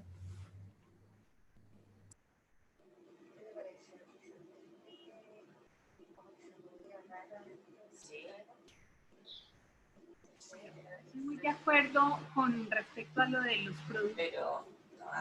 Todo, quiero enfatizar en que lo que decía Jocelyn, hay muchas marcas en el mercado. En América Latina, en Colombia, tenemos una cantidad de marcas que son aprobadas por el Instituto de Salud, pero hay que conocer muy bien las propiedades de cada producto, porque no podemos comprar un producto porque nos digan, este es el de ojeras y ya, no, hay que conocerlo, hay que ver qué tanto moldeamiento tiene, qué tanta capacidad de atracción de agua tiene y también qué grado de reticulación tiene. Todas estas propiedades nos va a permitir tener un resultado mucho más preciso, menos complicaciones que en general en ojeras es el edema. En cuanto a la cánula, bueno, realmente sigo considerando que es más cómoda, más confortable la cánula, pero creo que eso depende del gusto del inyector, del entrenamiento de cada uno, y lo mejor es poder hacer las cosas, sea con cánula o con aguja, poder aprender las dos técnicas y poder decidir si quiero usar una o la otra según riesgos de hematomas o de pronto una paciente que tenga un umbral de dolor un poco más alto. Josie, cuéntanos, ¿qué estás inyectando ahí? A ver, ¿cómo estás inyectando ahí? Para que veamos en grande. Tú me pillas en todas mis maldades, oye. Mira, estoy dando, ella tiene una cara muy linda, sin embargo, creo con estos puntos mejorar su tercio medio, cosa de darle un poquitito de ese supermodel look que André Borba me enseñó. Entonces, darle un poquitito de sombra acá y agudizar ese look un poco más fino. Le va a ser muy bonito para destacar esa boca tan linda que tiene y abrir esa mirada y ahora destacar esas ojeras que ya no tiene. ¿Qué te parece a ti? Es muy sutil, pero como me quedaba 0,4 cc, mira cómo se le marca esta sombra con la luz desde arriba que tiene. ¿La alcanzas a ver? Ilumina, sombra, cara más fina. ¿Ves la diferencia? Versus eso. Entonces, ese pequeño efecto que se hace, a las mujeres nos gusta porque nos vemos más delgadas.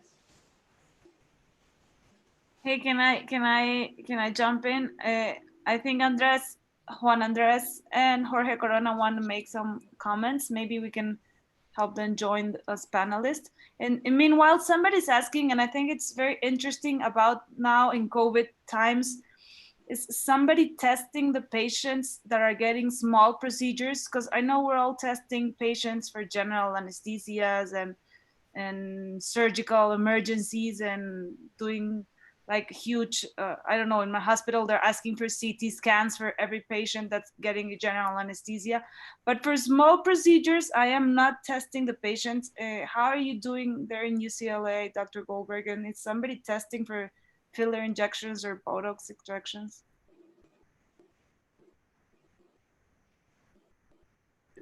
We keep having that conversation, Natalia, and it's ongoing. At this time, we don't check clinic patients.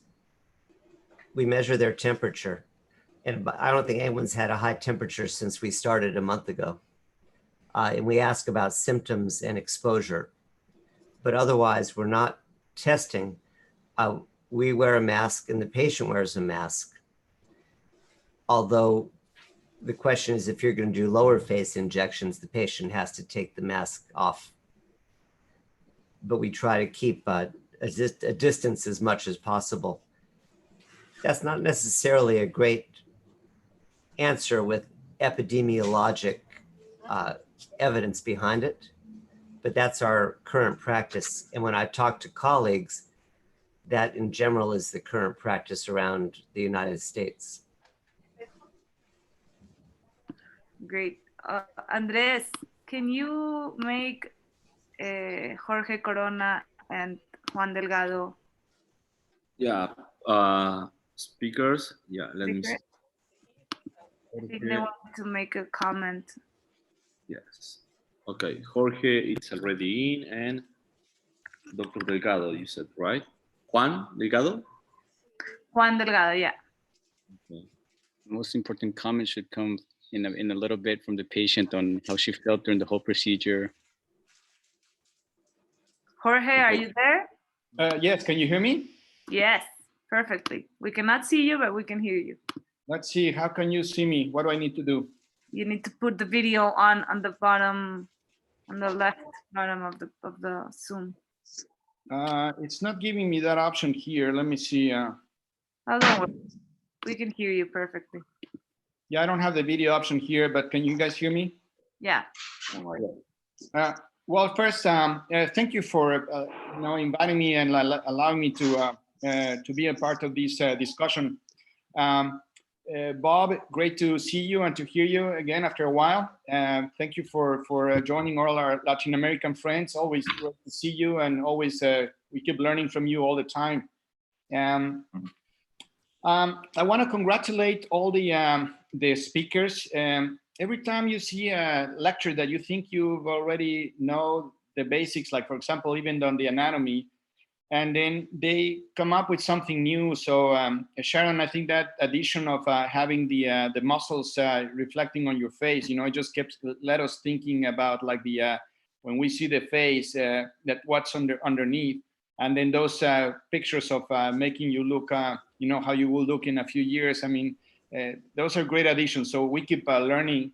I learned about photography, so that was great from Juliana, and from Tanya about like those líneas del sueño, those sleep lines that you can use the fillers there. So that's always something to learn. The live seminar from Josie has been incredible, very, very well done.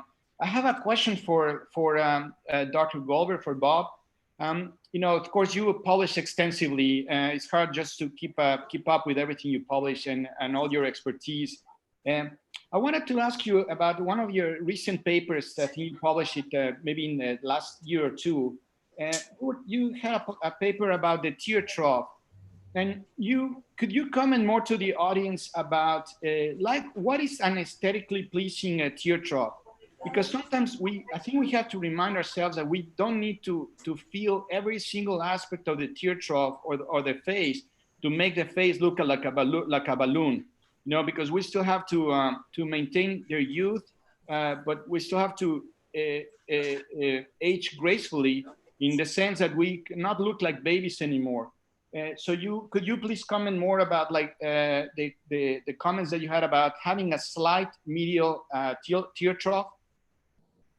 Right. Jocelyn, Jorge, I don't know if you were there, she pointed that out very nicely. And even if we look at her patient, we can see that she's not overfilled medially. Correct. I think that's an important point.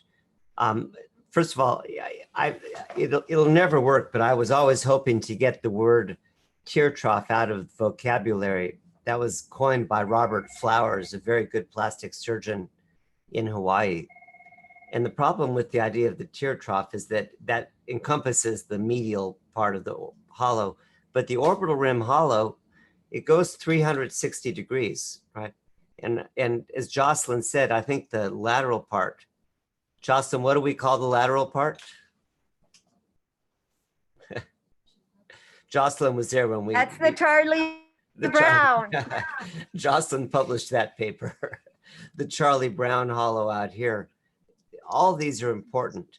Now, in terms of overfilling the orbital rim hollow, Jorge, actually, I don't think that's an aesthetic problem. In general, if you could fill that hollow until it's gone, it would look fine.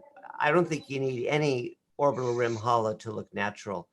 But the problem is that it's not very practical, because the more aggressive you are at trying to fill that, the more you tend to get complications, especially in older patients that have thinner skin where you just can't hide it. So I fill it as much as I can, consistent with not getting irregularities or periorbital swelling. I think the areas that are easy to overcorrect are the superior, the eyebrow fat pad and the cheek fat pad. Those are areas in Los Angeles when I see overfilled patients. But I'm looking out my window and I see 3 on the sidewalk right now. Overfilled patients often have the look. I can't, was it your slide, Juliana? Someone showed a really great slide of, the new overfilled look. And it's the full cheek and the full forehead that I think give people that alien appearance. Anything can be overfilled, but those are the areas that I worry more. Thank you. Josie, do you want to show us what you're looking at, the next patients, the pre-op photos? Pre-treatment, I'm sorry. I would like to do Botox, Dysport now. Do you want to see that?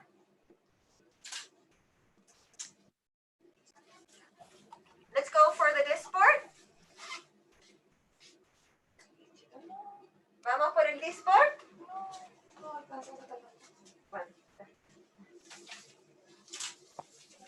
So she's a Dysport virgin, actually an injectables virgin. And she wants to look very natural. I know. Entonces, what I showed you in her dynamics is enójate. So she has very nice brow contour. And I really don't want to go all the way very lateral with her corrugator, but I don't like when patients get the residual there. So because I'm doing,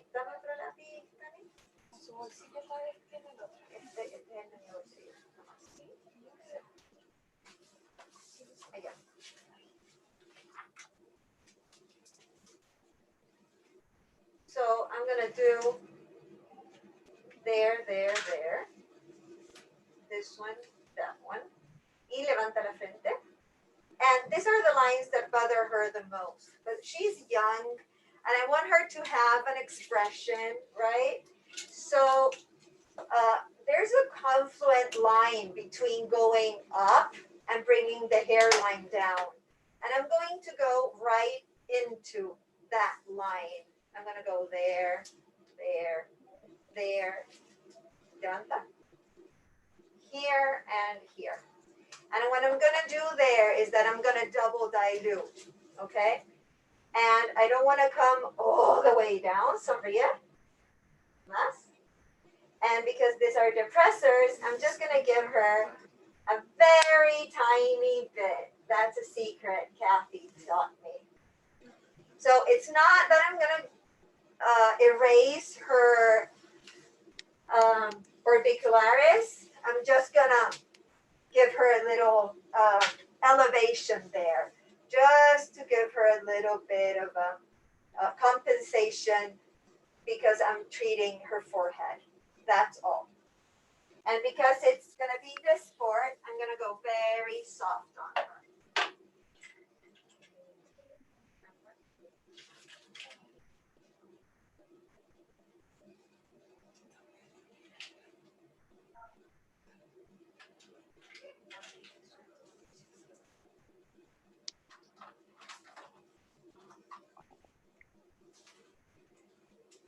So as you see, I'm using this here, very, very tiny needles.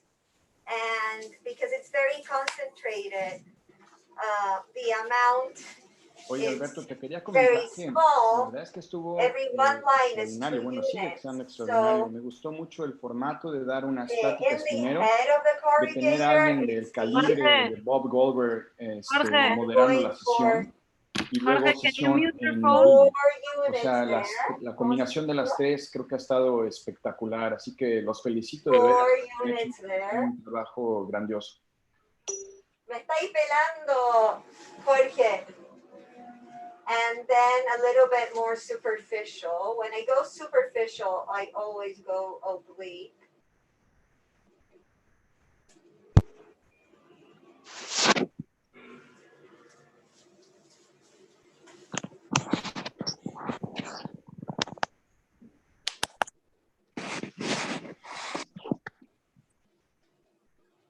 This is a very low dose. I would call this almost a baby Botox, to be honest. So this is deep, deep, deep. Dame el otro. ¿Cómo te fue con eso? Nice. Very nice. Very nice.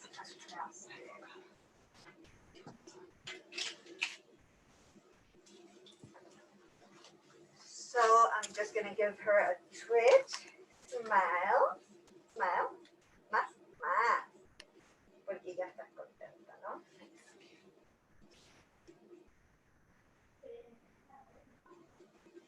Nice. Y la suero fisiológico también.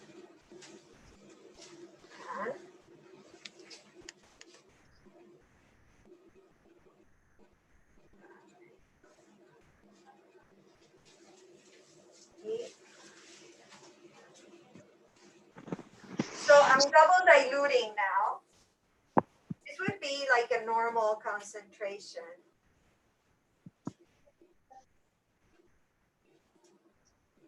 So like this, I'm gonna get a larger halo, and that's gonna make it easier for me. I don't have to do so many injection spots.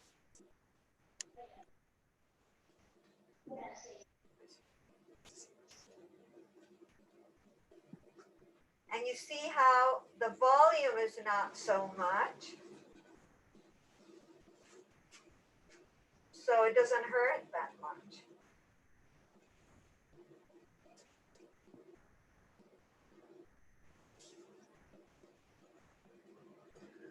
And listo.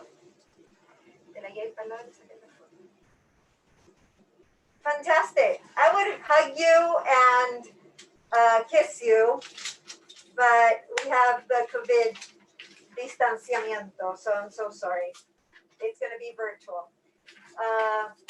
our policy here in the clinic is that we gave her pre-questionario about her confinement policy, her symptoms, her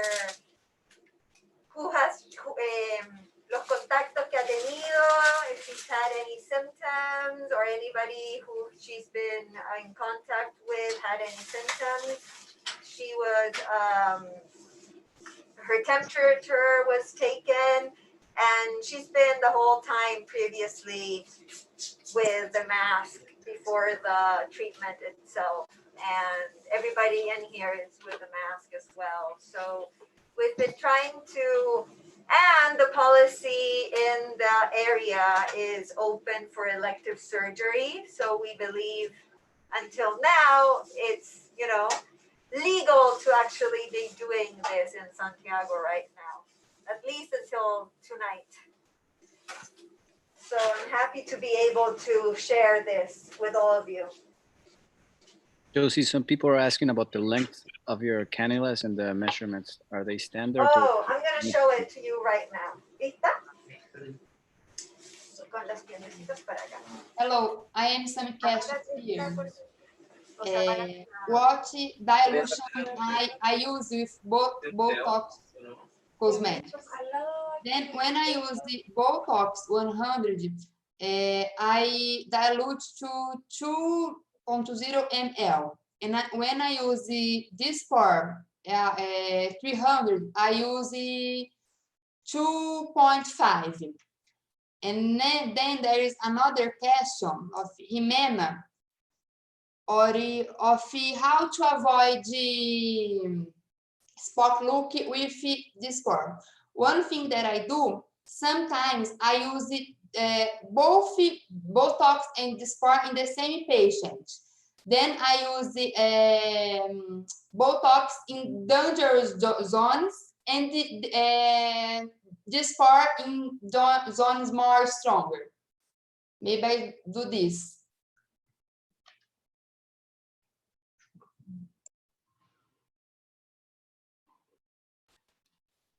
Thank you, Natalia. Jose Luis Tobilla is over there. I think he wanted to make a comment about something. Jefe, are you there?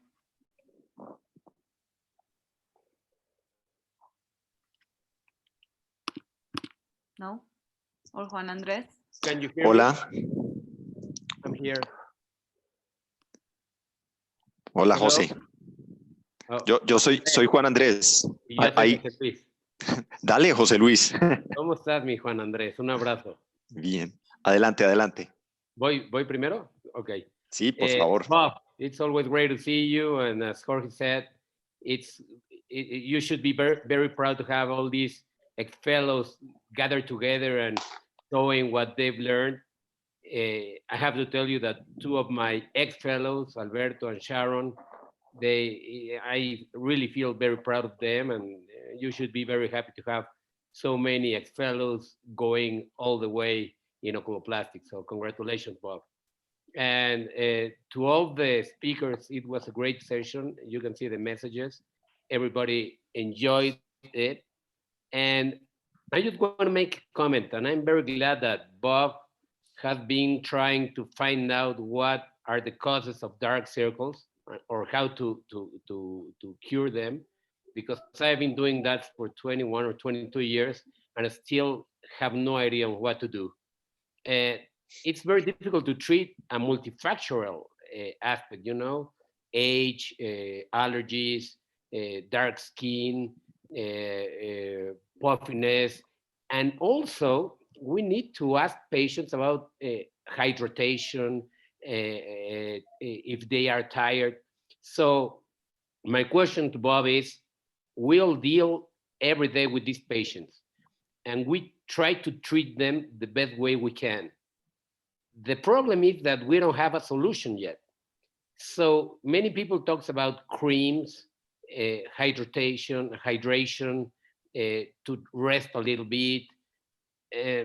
What Jocelyn just did is, I think it's a very good option to try to fill out the hollowness there. But do you really give patients creams or tell them to rest in a more supine position? I don't know. I'm tired to be telling the patients do this, and I know I'm not treating them well. So I don't have a great answer for you, Jose, but Norm Shore, and Liza's here, she knows, he has a great saying. He says, doctors who don't treat patients will have no patients to treat, right? So I think to tell them there's nothing that can be done is disappointing. And there's such power in the placebo effect and in the effect of just us being interested in their problem that I think it's reasonable to use some of the creams. Or someone asked about PRP. I don't think PRP does anything except there's a lot of patient satisfaction because it's a big production and they feel like they've gotten some benefit. What I often prescribe is Triluma, which is a little bit of steroid and hydroquinone. But I think, almost any of the creams on the market, there's vitamin C creams, they probably do a little tiny bit and they go a long ways towards making the patient feel better. So I guess to answer your question, I don't feel guilty about giving them something that I think is going to have minimal effect. But in honesty, I haven't seen anything make any dramatic improvement in these dark pigmented circles. Does that make sense? Is that your approach? Oh yeah, I agree with you. And some people talk about peelings and laser. The problem is that most of these patients are darker skinned, so that can worsen the problem even more.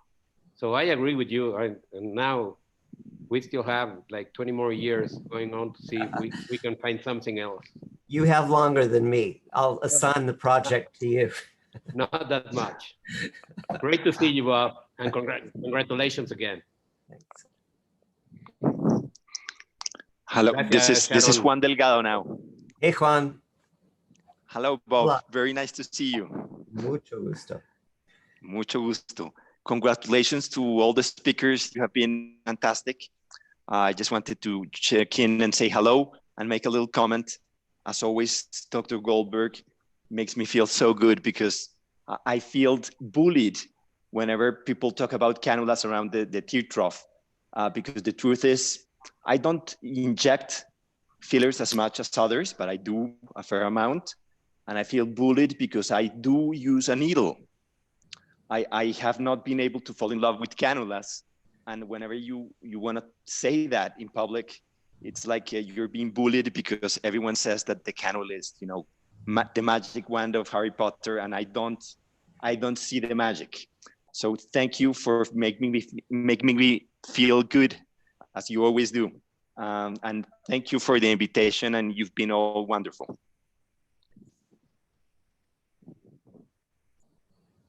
Josie, tell us what you're up to.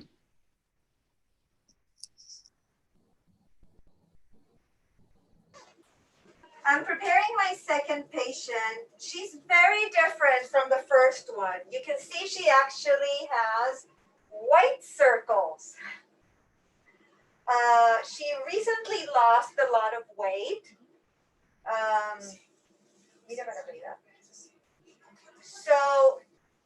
So she doesn't have a lot of fat bags, but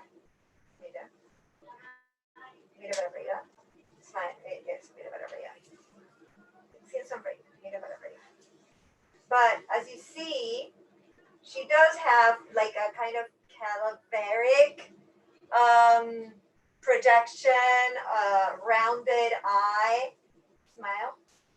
And when she smiles, see, she has deflation of her mid-face. And you can see this tired kind of look with a brownish, with a darker shadow. So what I'm mainly gonna do is project this a little and give her a better contour in the lateral area so that when she smiles, sonríe, you don't see this part of the hollow as much, right? And she's already 40, sorry. And she's been in confinement for a couple of weeks already, and she's getting mad to her kids a lot. Así que enójate. So she doesn't deserve that. ¿Verdad? Dr. Goldberg, do you think she's a good candidate for fillers? Definitely Jocelyn, but what I was just... We can't hear you. Oh, I can't hear you. Can you hear me now? We were talking about the fact, that she does have a prominent zygomatic, a lateral zygomatic prominence. And I would be, with a hollow below it, I would be careful about doing too much laterally and accentuating that. Yeah, I see her, yeah, right in that area, a little bit medial, I think is gonna be ideal for her. Yeah, right here, right? Uh-huh. I was thinking of going right there with the needle, actually. I like the needle. That was my plan.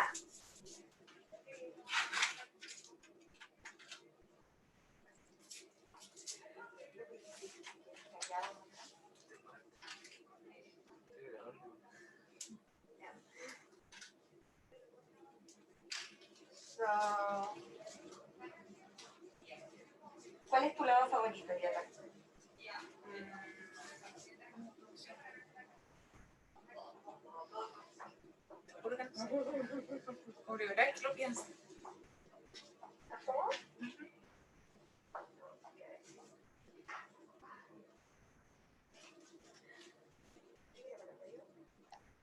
Beto, Jimena did a good question that I don't know how to avoid this.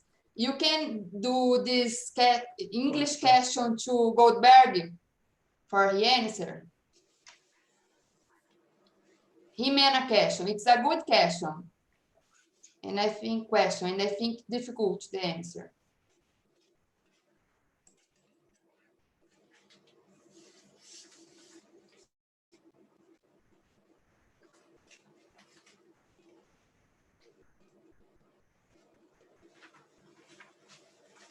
I can do it if you want. She's asking when you put toxin in a patient older than 40, maybe 45 years, a lot of the times the medial part of the eyebrow drop. When you put in the procerus zone, and it makes the eyelids look more filled. How do you avoid that inconvenience? I think that's kind of what she wants to say. Like the medial part of the eyebrow drops when you put on in between the brow, sorry, the medial part of the brow, sorry. Well, we can get Jossie's opinion on that when she's done with this injection, but injecting the eyebrow depressors certainly should not lower the medial eyebrow. But I assume that what Arzi is talking about is starting to pick up some of the frontalis. And some patients really use their frontalis tone to hold the eyebrow. So that as you weaken the frontalis, you know, obviously the eyebrow is going to come down.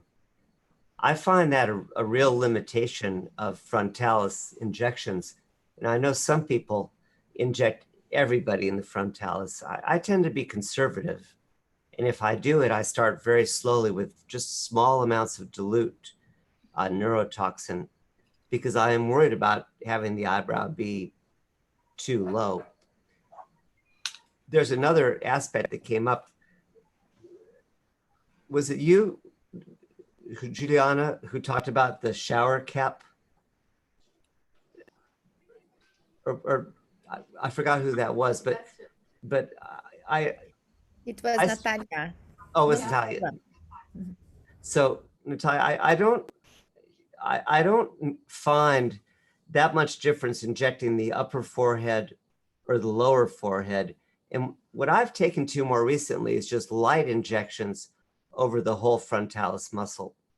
But when I go to meetings and people talk about this differential, we had a long discussion at our fellows conference. The frontalis muscle works as a unit, and actually it's even a unit with the occipitalis muscle back here. I'm not sure how you can get differential activity injecting higher or lower.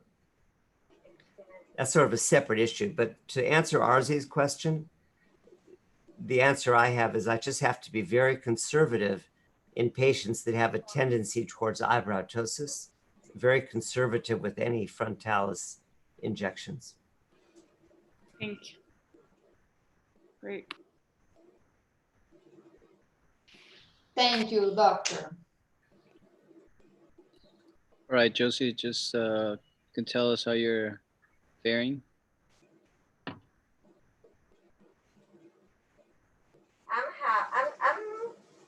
progressing. I think it looks nicer. The whole point is getting, yeah.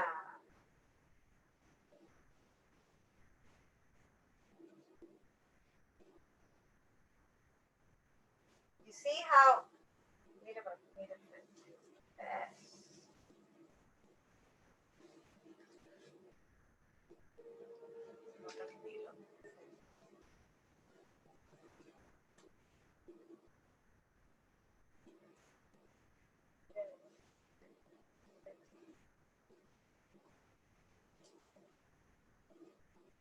Yeah, that gives her a whole, go right in there.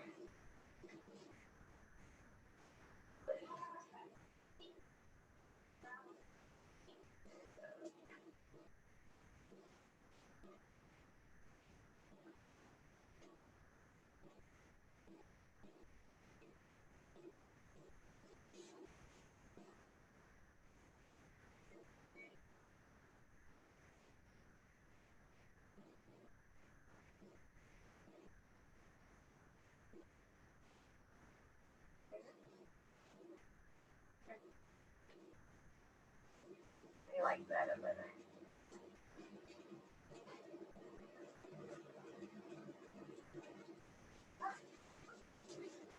About swollen.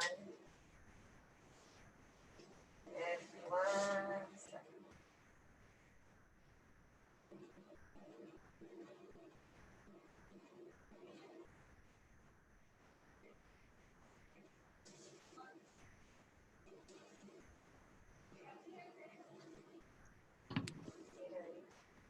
Dr. Goldberg, how vigorous are you with massaging when you inject fillers in that area to avoid sausage-like deformities?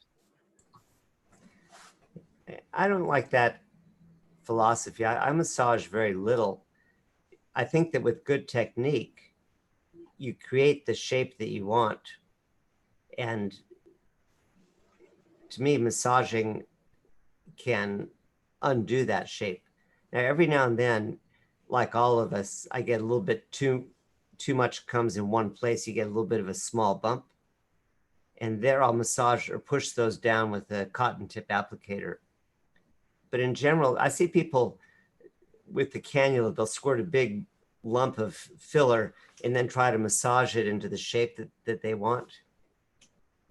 I just don't like that technique. It doesn't make as much sense to me is creating, like a sculptor, creating the exact three-dimensional shape that you want. And that's another reason, like Juan Delgado, that I prefer the needle, because I feel like I can use that to sculpt exactly the shape I'm looking for. Thank you. So,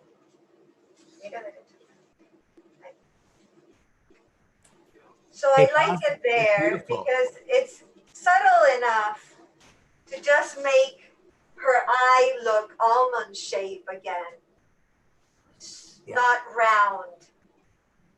It's a beautiful result, Jocelyn. And I think Dr. Goldberg can see that because I see him smiling.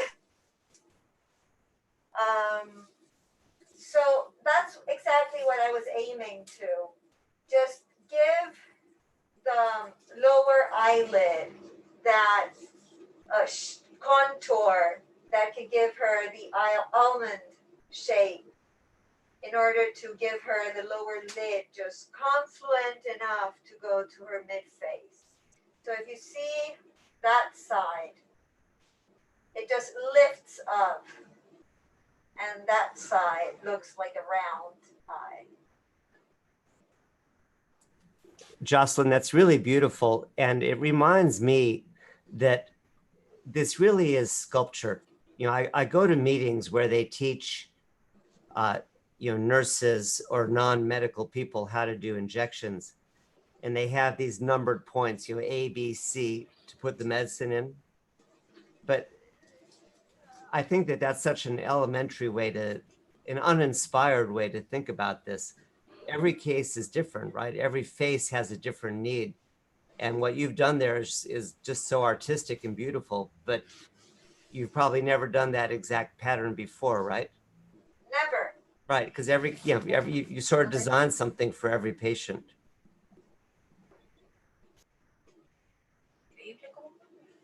And it's kind of sad because I didn't use that much. But ¿no hay la diferencia? Sí. But she can see the difference, and that makes us happy. I think it's the little tweaks in a 40-year-old that can make a whole bunch of a difference. And that's the whole point. Why getting to need 14, 25 syringes of fillers? That's when you have complications. Did you say 25? I've seen people doing that. Yeah. Are you Haven't serious? you? Really? Yeah. Oh my gosh. I see people do 4 or 6, and that seems like way too much to me for most cases. Right, just a small, this is such a good example of how a small amount goes so far. It looks natural.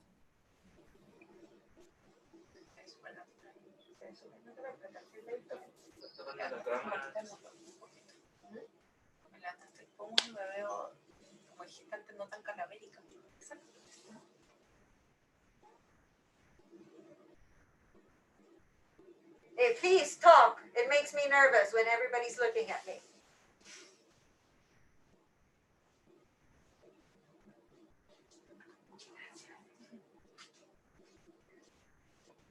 I'm just reading the comments that says a lot of people want that. They want to go visit you for I some. love when people visit me.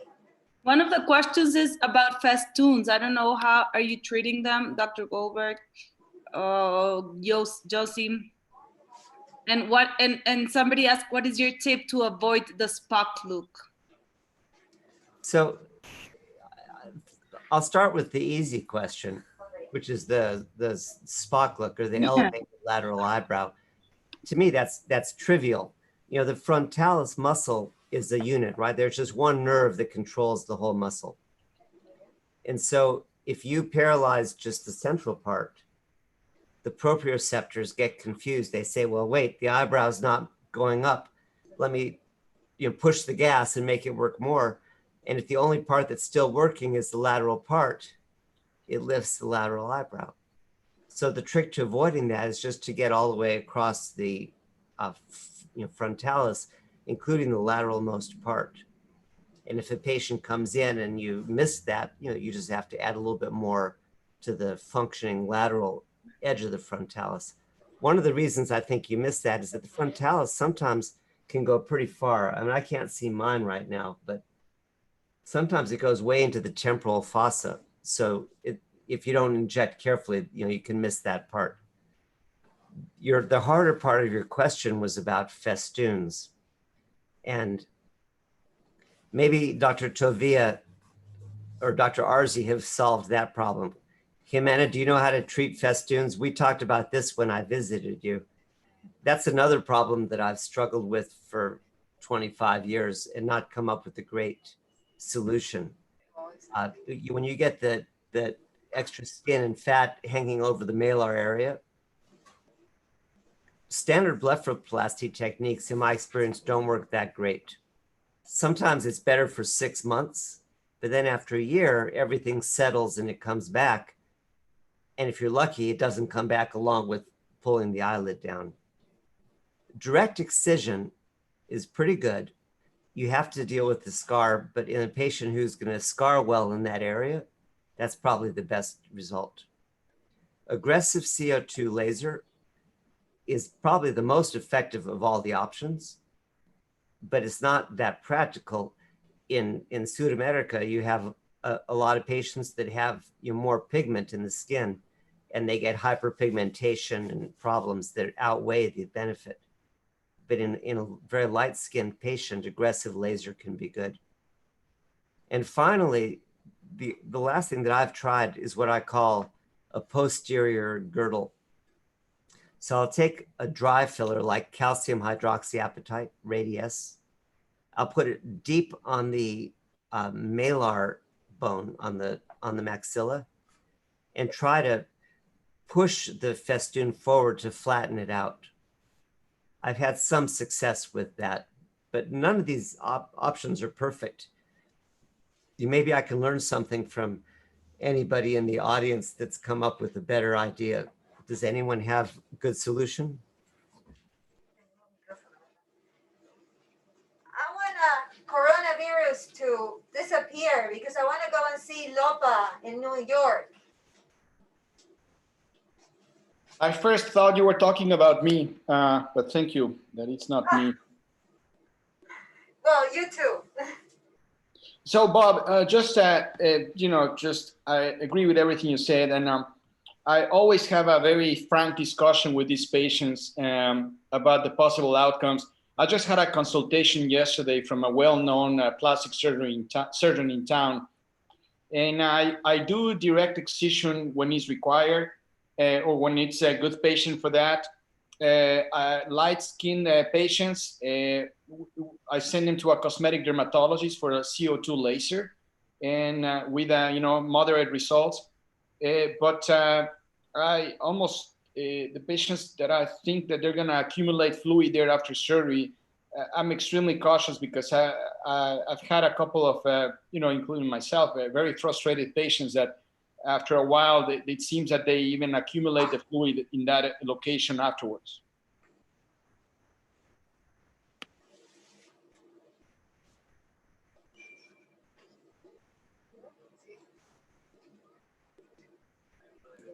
So at this meeting, we've established the problems that the next generation has to solve. Absolutely. I was just thinking about that, that you guys are leaving us with the... Yeah, with the dark circles and the festoons. Dark circles and the festoons, oh my God.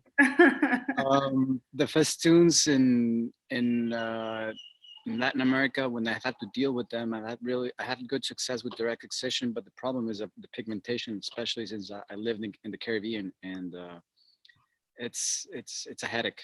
I saw very good results with patients with fair skin when I did surgery in Vancouver. But honestly, and it's one of those things that gives you a very big headache because those patients are not going to be 100% satisfied, and it's a lot of psychological work pre and post-op. And Dr. Goldberg, somebody's talking about doxycycline injections for festoons. Oh, I'm so glad you mentioned that. I can't believe I forgot that. I think that's really interesting. The idea of, first of all, I didn't mention that one of the things I did for a while for festoons is I would do subcision and cautery.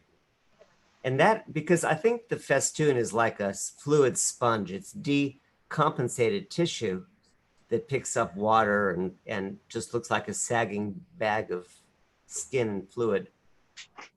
And so I would try to cauterize it to shrink the sponge from the inside. And I had some great cases. I lectured about that for a while. But then I had some patients where I would get a focal burn or focal increase in the cautery. And then they would get dense. And those patients were so unhappy that I lost my enthusiasm for it.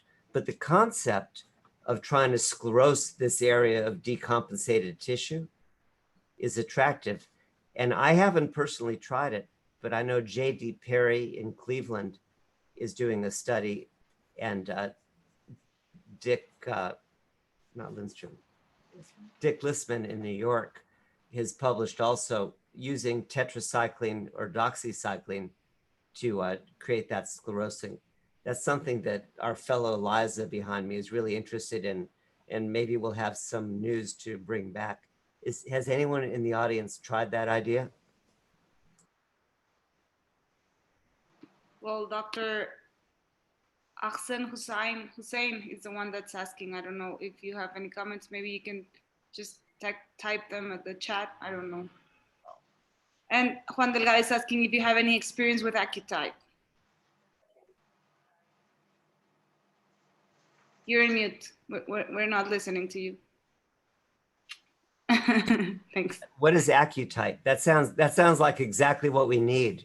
Accutite are the things It's like a bipolar device. When that's right. I've seen it. Yeah, yeah. It sounds like it works like what you were talking about. Right. And I actually, wrote you about it several months ago, but the price in South America when you turn it into pesos is just so much for the thing that it makes it just not even possible to consider it. It's like it's something you would have to share with some general plastic surgeons or something for it to be worth it, because they actually treat different parts of the body, the abdomen, the inner part of the legs, to tighten and produce like a lipolysis, and then it actually shrinks the tissues with bipolar energy. It sounds reasonable. Josie, give us an update. Estamos listos. Ya, listo. La perfección es lo enemigo de lo bueno. Dr. Goldberg, I think you were muted when you answered. Yeah. So I know what you're talking about now, the Accutite. There's a number of technologies that are like that. The problem that I've seen with them, Juan, is that you can get fat loss with all those treatments. For example, a lot of the thermal ultrasound treatments that were popular here for a while are losing steam. And when I look at those patients, especially late on, like at 6 months or a year, I see loss of subcutaneous fat. Now, in the thigh, you can get away with that, but in the face, as Jocelyn just showed you with her treatment, that kind of volume loss is catastrophic. So I don't think it's a good trade-off. I think all of these deep heat-generating treatments are going to fall out of favor. I don't think they have a good role in facial rejuvenation.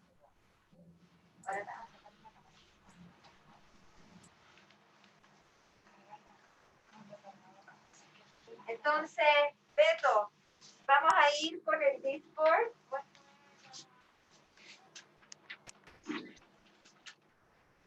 Enójate. Bien enojada. Bien enojada. Entonces le voy a poner 8 unidades. You're covering us. En cada cabeza del corrugador. Bien profundo. 8 unidades. Sana, gotito de rana. Vamos allá. Y bien superficial aquí en la colita. Una gotita. Porque esas líneas cerca. ¿Listo? Really nice, Jocelyn. So Alberto, I am curious, has anyone on the panel or in the audience had experience with tetracycline or doxycycline? I think that's a really interesting idea, and I'm interested in pursuing it. I'm looking at the answers, but I think we have a saying in Spanish that's tiraron la piedra y se fueron. Like they just let ask the question and no comment afterwards. But it is a very interesting idea. I think Dr. Tobilla had a comment. Maybe he's going to comment on that.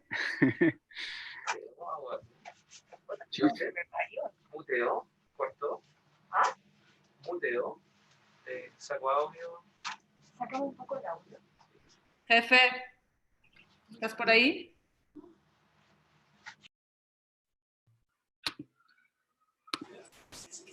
No. ¿Ya se la llevo?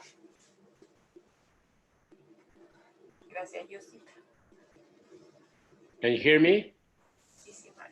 Ya, sí, ahí está. No, I really don't have an answer for that, and I think we should study a little bit more.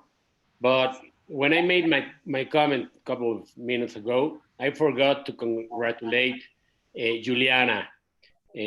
I've been trying to follow up every time that you teach us how to take pictures. I try to follow you. I will never get the same quality as yours, but you're very good in that. So and you make it so simple that I still need to work on that. So congratulations again.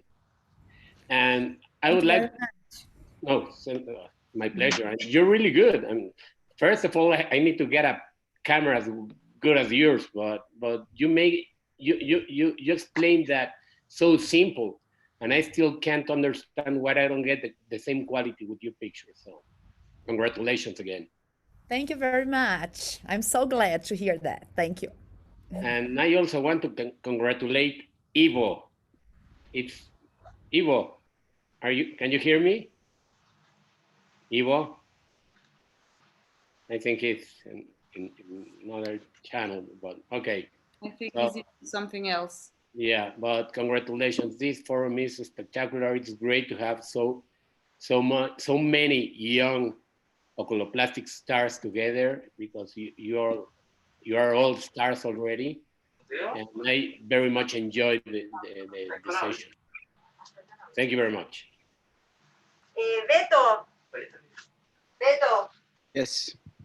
Cuéntame, ¿están satisfechos o quieren que siga? Everyone is saying that they loved the chat. Dr. Tobilla was congratulating everyone, and we wanted to thank also Dr. Goldberg. I don't know how we are with the time. I really have to ask. You're perfect. If you want another hour, you have another hour. This is a revolution for medicine. We don't want to impose on Dr. Goldberg. I see you're the best ever. Thank you so much. This has been great. Everyone's up to it. I'm sure we can. I don't know. I have no idea what time it is. You know, I have high functioning. It doesn't matter. It doesn't matter. We can stay another hour. Ivo, Jose Luis wanted to congratulate you on everything you did. This is amazing. Thank you. No. I want to congratulate you guys. You have an amazing team. We are the ones, you know, with the idea, with the platform. But this is exactly the point: is to have an open platform so everybody, you know, can do these amazing ideas. Thank you so much, Dr. Goldberg. It's such an honor to have you here. So many friends, Juan Delgado, Jose Tobilla, very good friend, one of our mentors. So everybody here having a great day. Thank you so much. Hope we're not boring you too much. Thank you, Ivo, for inviting us, for fixing this up, for getting Dr. Goldberg to join us. That was a huge pleasure. Thank you for staying here for 2.5 hours. Muchas gracias, Bob. Gracias a todos. Chao. Adiós, Ivo. Muchas gracias. Gracias, Ivo. It was Ivo, amazing. guys, thank you so much. And amazing. A Congratulations. todos, muchas gracias. Ivo, un placer verte y oírte. Soy Juan nada más Delgado, gracias. avisarles a todos que se va a quedar en YouTube y lo pueden revisar después porque habían varios comentarios de gente que quería un taller en español y que lo querían volver a ver. Entonces, Ivo lo va a narrar todo en español y lo va a traducir todo y lo va a montar en YouTube. Se lo merece, se lo merece. Títulos, por favor. Beto, vamos a ir organizando la sesión 2. Sí. Siempre hacemos en vivo. Soy José Luis Tobilla. Te felicito. Maestrazo, Maestro de maestros. muy buen. Te felicito y no sabes el gusto que me da entre las que te quedes a ver una sesión de plástica haciendo lo que estables en vivo. Se la chutó de toda. verdad, te felicito. Pero Es la segunda, yo me quedé porque yo quiero que me hagan eso, no porque lo quiera hacer. es la segunda vez que entro a este foro. La vez pasada hice un comentario tuyo, te habías ido, así que hoy me da gusto que te hayas quedado hasta el final. Pero qué honor, maestro, qué honor. Muchas gracias a todos los que se conectaron. Maestro. La verdad que esto lo hacemos para Muchas gracias a todos por participar y por unirse al panel y ser parte de esto. Sí, gracias a Josie. Qué increíble cómo no te tiemblan las manos, o sea, con tanta gente viéndote y el silencio. Gracias Sharon, gracias Juliana, gracias Natalia, gracias. Bueno, cuando Tania. son todos amigos y hermanos y maestros, como es parte de la casa, ¿no? Ya estamos tenerlos a todos aquí. la sesión 2, ¿eh? Gracias Jorge, gracias Juan, gracias José Luis por los comentarios, el bonus y pues nos estamos viendo en la próxima. Gracias. Alberto, gracias. Josie, eres una crack. Te queda una paciente más Muchas a la que gracias la a vemos todos. Crack total, Te vamos a pasar a Instagram Live si es que alguien quiere, ¿vale? Gracias. Saludos a todos, un abrazo.